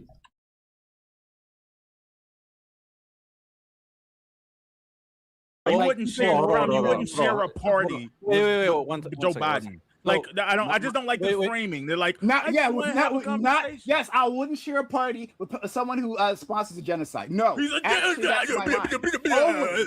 Always, hold on, excuse me. I don't know what you're doing here, right? If you can't make an argument, then don't. So again, why is he talking about, like, I'm not a Maoist, I'm not these people, I just want to have a... Okay, I didn't know it was the panel. I fucking hate panel content. So if you guys want to stay here, we can. I thought it was going to be a Tomfoolery versus Pisco debate. My bad. I'm going to put another poll in the chat. I just said something cogent. Excuse me. I said something cogent. Your power level. Man, no, sorry, excuse me. Shut up. You're trying to trigger pride right now, man. I said something cogent. You can respond to something cogent. Hey, yes, supporting a genocide is my line. Not like you're surprised about that. Not like you're. This is a shock to you. Yeah, that's my line. Not the rest of. I can. Our friends, and you say this all the time, right? That and Pisco says this as well. That Joe Biden is the best president that you've had in your lifetime, right? Yeah. Which I think is the greatest insult to the party. But still, right? I understand. But true. Yeah. I have lots of thoughts on that. But George Bush. You're gonna start glazing George Bush? No, absolutely not. No, they all do. Or Bill Clinton. Yeah. All of them. All of them deserve to be important. Yeah, but best, it doesn't matter if you like them. Best means they are just better than the others. It doesn't mean that they're good. It doesn't mean that they're great. It doesn't mean they did everything perfectly. It means that they were better than everybody else. That means they're the fucking best. Joe Biden, motherfucking Joe Byron, my president, is the best. None of them were the greatest. They were all the worst. And that Biden was the greatest of the worst. Equally bad. Yeah, Biden was the greatest of the worst. Equally bad. No, hold on. No, I don't have to say they're equally bad. I can make differentiations between the war criminals. I can do that, of course. But like, so I can, but I understand your perspective. Not like I don't see it, right? I get what you're trying to go with here, right? We're on the same page, yeah. We're not. We agree. Wait, why are you being cucked about this problem? You can just say you agree. You can just say you agree. No, I'm sorry. I won't. Who was better than Biden? Who was better? Any one of them that didn't directly sponsor a genocide. Some of them didn't directly sponsor a genocide. Like Obama? Whichever the ones that didn't. George Bush. Obama caused, he didn't sponsor this. I don't know. It depends on how you want to talk. But Obama caused a disaster in Syria. Is Syria the one I'm thinking of? Clinton has Rwanda. You think Obama caused Syria? No, not Syria. Not Syria. Libya. He didn't cause. Yeah, I didn't say he caused it. I just said that. He didn't sponsor it, right? But his actions caused an absolute fucking disaster. Obama's one of the better ones. Honestly, Bill Clinton, right? Rwanda, he didn't act to prevent a genocide. Yeah. So to be clear, right? So hold on, guys, don't get distracted. number one. Don't get Sorry. distracted. I don't. I got something to say. Look. Sorry. If you guys actually want to interact with me, listen to what I'm saying. Okay. I'm listening. All right, hold up. Officer Nasty says, I linked you the VOD of Pisco and Tom debating a few days ago, and I'm not sure if that's what you were thinking of. Yeah, probably. That's what I was thinking of. And I am going to stick it with this content. Thankfully, my ex-wife did remind me of something. It's Wednesday, which is early day. So I got 10 minutes. Okay, I got 10 minutes before I got to dip out. So I need to find... Again, this right. I need to find Tom and Pisco on a one-on-one. You're trying to and run that for the next 10 minutes while I do a volume booster in a second. Sorry, guys. Sorry if I'm totally fucking this up. I promise you I'm doing my R-slurred best. Wait, but dude, is there a one-on-one in here? Hold on. Sorry. Yeah, sure. I'm saying that, like, I can understand what you see in Joe Biden, right? And it's weird that, like, when I say the thing that I've said for years now, right? When I say a reasonable sentence that, like, other people who's outside these political spaces, they agree with, many Democratic voters agree with, hey, actually, genocide is too far. So right? stupid. So then what? I'm criticizing So that. what? Yeah, there's a fucking problem there. There's a fucking problem with the party can't actually. No, there's a problem with that thought process. I think that, like, this is a really dumb fucking thought process. You should always be voting for the lesser of two evils. You should. You should always vote for the lesser of two evils. Like, end of fucking story. If you want your country to be better, if you want your country to go in a better direction, you vote for the lesser of two evils. If you want it to get worse, then sure, just sit out and allow people to vote for the worst option like Donald Trump and allow your country to go down a much worse fucking pathway. Sure, you do that shit because genocide is too far. But if one side's going to genocide a little bit, the other side's going to genocide 10,000 times more, you're complicit in the 10,000 times more genocide happening because you did absolutely nothing to stop it when you knew you could. It's fucking bullshit, dude. Actually deal with this. That, like, no matter what it is, as soon as this comes up, we have to suppress. That's literally what Bam tried to do just now, right? No, literally he tried to suppress we you. can't talk about it. We can't talk about this. Bam, you're ruining everything. You can't talk about it? What? I don't know what party he wants to be in. It sounded like a fucking Republican now. Just like, oh, we're not even allowed to say. We're not even allowed to say anything. We're not even allowed to talk anymore. We can't say anything. All right, fuck it. All right, I can't find it. I don't know if it exists. So what I'm going to do is I'm going to pull up the Prime Kai Reverie Roundtable because I literally only have 5 minutes left anyways. So I'm just going to pull up the Prime Kai Reverie. Oh, hold on. I'll pull up my own shit. Counterpoints, politics. I'll link this for Dr. Zayas because Dr. Zayas was saying that he doesn't know or he didn't see it. So here we go. So this started... Funnily enough, Prime stated that this debate was going to be about parenting of like surrogate children. Like if you have, let's say that you give your sperm and your egg to another person and then they have a genetic defect. So you ask your surrogate to get an abortion, but then your surrogate asks or basically runs away and keeps the fetus. The fetus is born. Who does the fetus belong to? Does it belong? And this is happening in Texas right now. So there's a surrogate mom from California or Alaska. I forget the details. And she ran away from Texas to have a child with a heart defect that I think the Californian parents wanted to abort. But it's their genetic material. So it's their egg, their sperm that created this child. And they're saying that they're willing to pay for the ongoing health expenses of this child's care, which is going to be hundreds of thousands of dollars. And so the state of Texas has to decide, is the surrogate mother as the natal birth mother who escaped social pressure, to be clear, not legal pressure and not state pressure to get an abortion, but she's going to have like a huge amount of conservative political support as the natal mom, does she have the right to hold on to this child that technically is not genetically hers? Or because of the genetic component, and because the parents are now committing to take care of this child in perpetuity, despite extreme health complications, does the child belong to the parent? And that's the second half of the debate. The first half of the debate started with like, I don't know what the fuck it started with. Somehow it got into like geopolitical shit, Democrats as lesser of two evils, and fights over Israel, Palestine, and all that bullshit, because I don't know, man. This is Twitch and YouTube politics. Everything's Israel, Palestine. So, what I would say, let me go ahead and thank the people who supported the stream today. Thank you, Kings and Queens, for your financial support. Thank you for your viewership. We did get between 50 and 70 people. We will be moving to Counterpoints Politics next week. And thank you so much to Grassroots Doobie and the other people who have donated in order to make the channel a thing. Doobie, Grassroots, Anonymous Chatter, Old School, John Kennedy, Old School, Anonymous Chatter, Real Serious, Grassroots, Old School, Doobie. So thank you, Kings and Queens, for your viewership and your financial support. We will be moving to the other channel next week, Counterpoints Politics. If you're not already subscribed over there, obviously go ahead and do the migration. And then what I would also say is my sincerest apologies. I did think that I was going to be able to run for another hour, but I literally have to go, not literally, I actually, literally, metaphysically, physically, I physically have to go pick up my children in the next 12 minutes.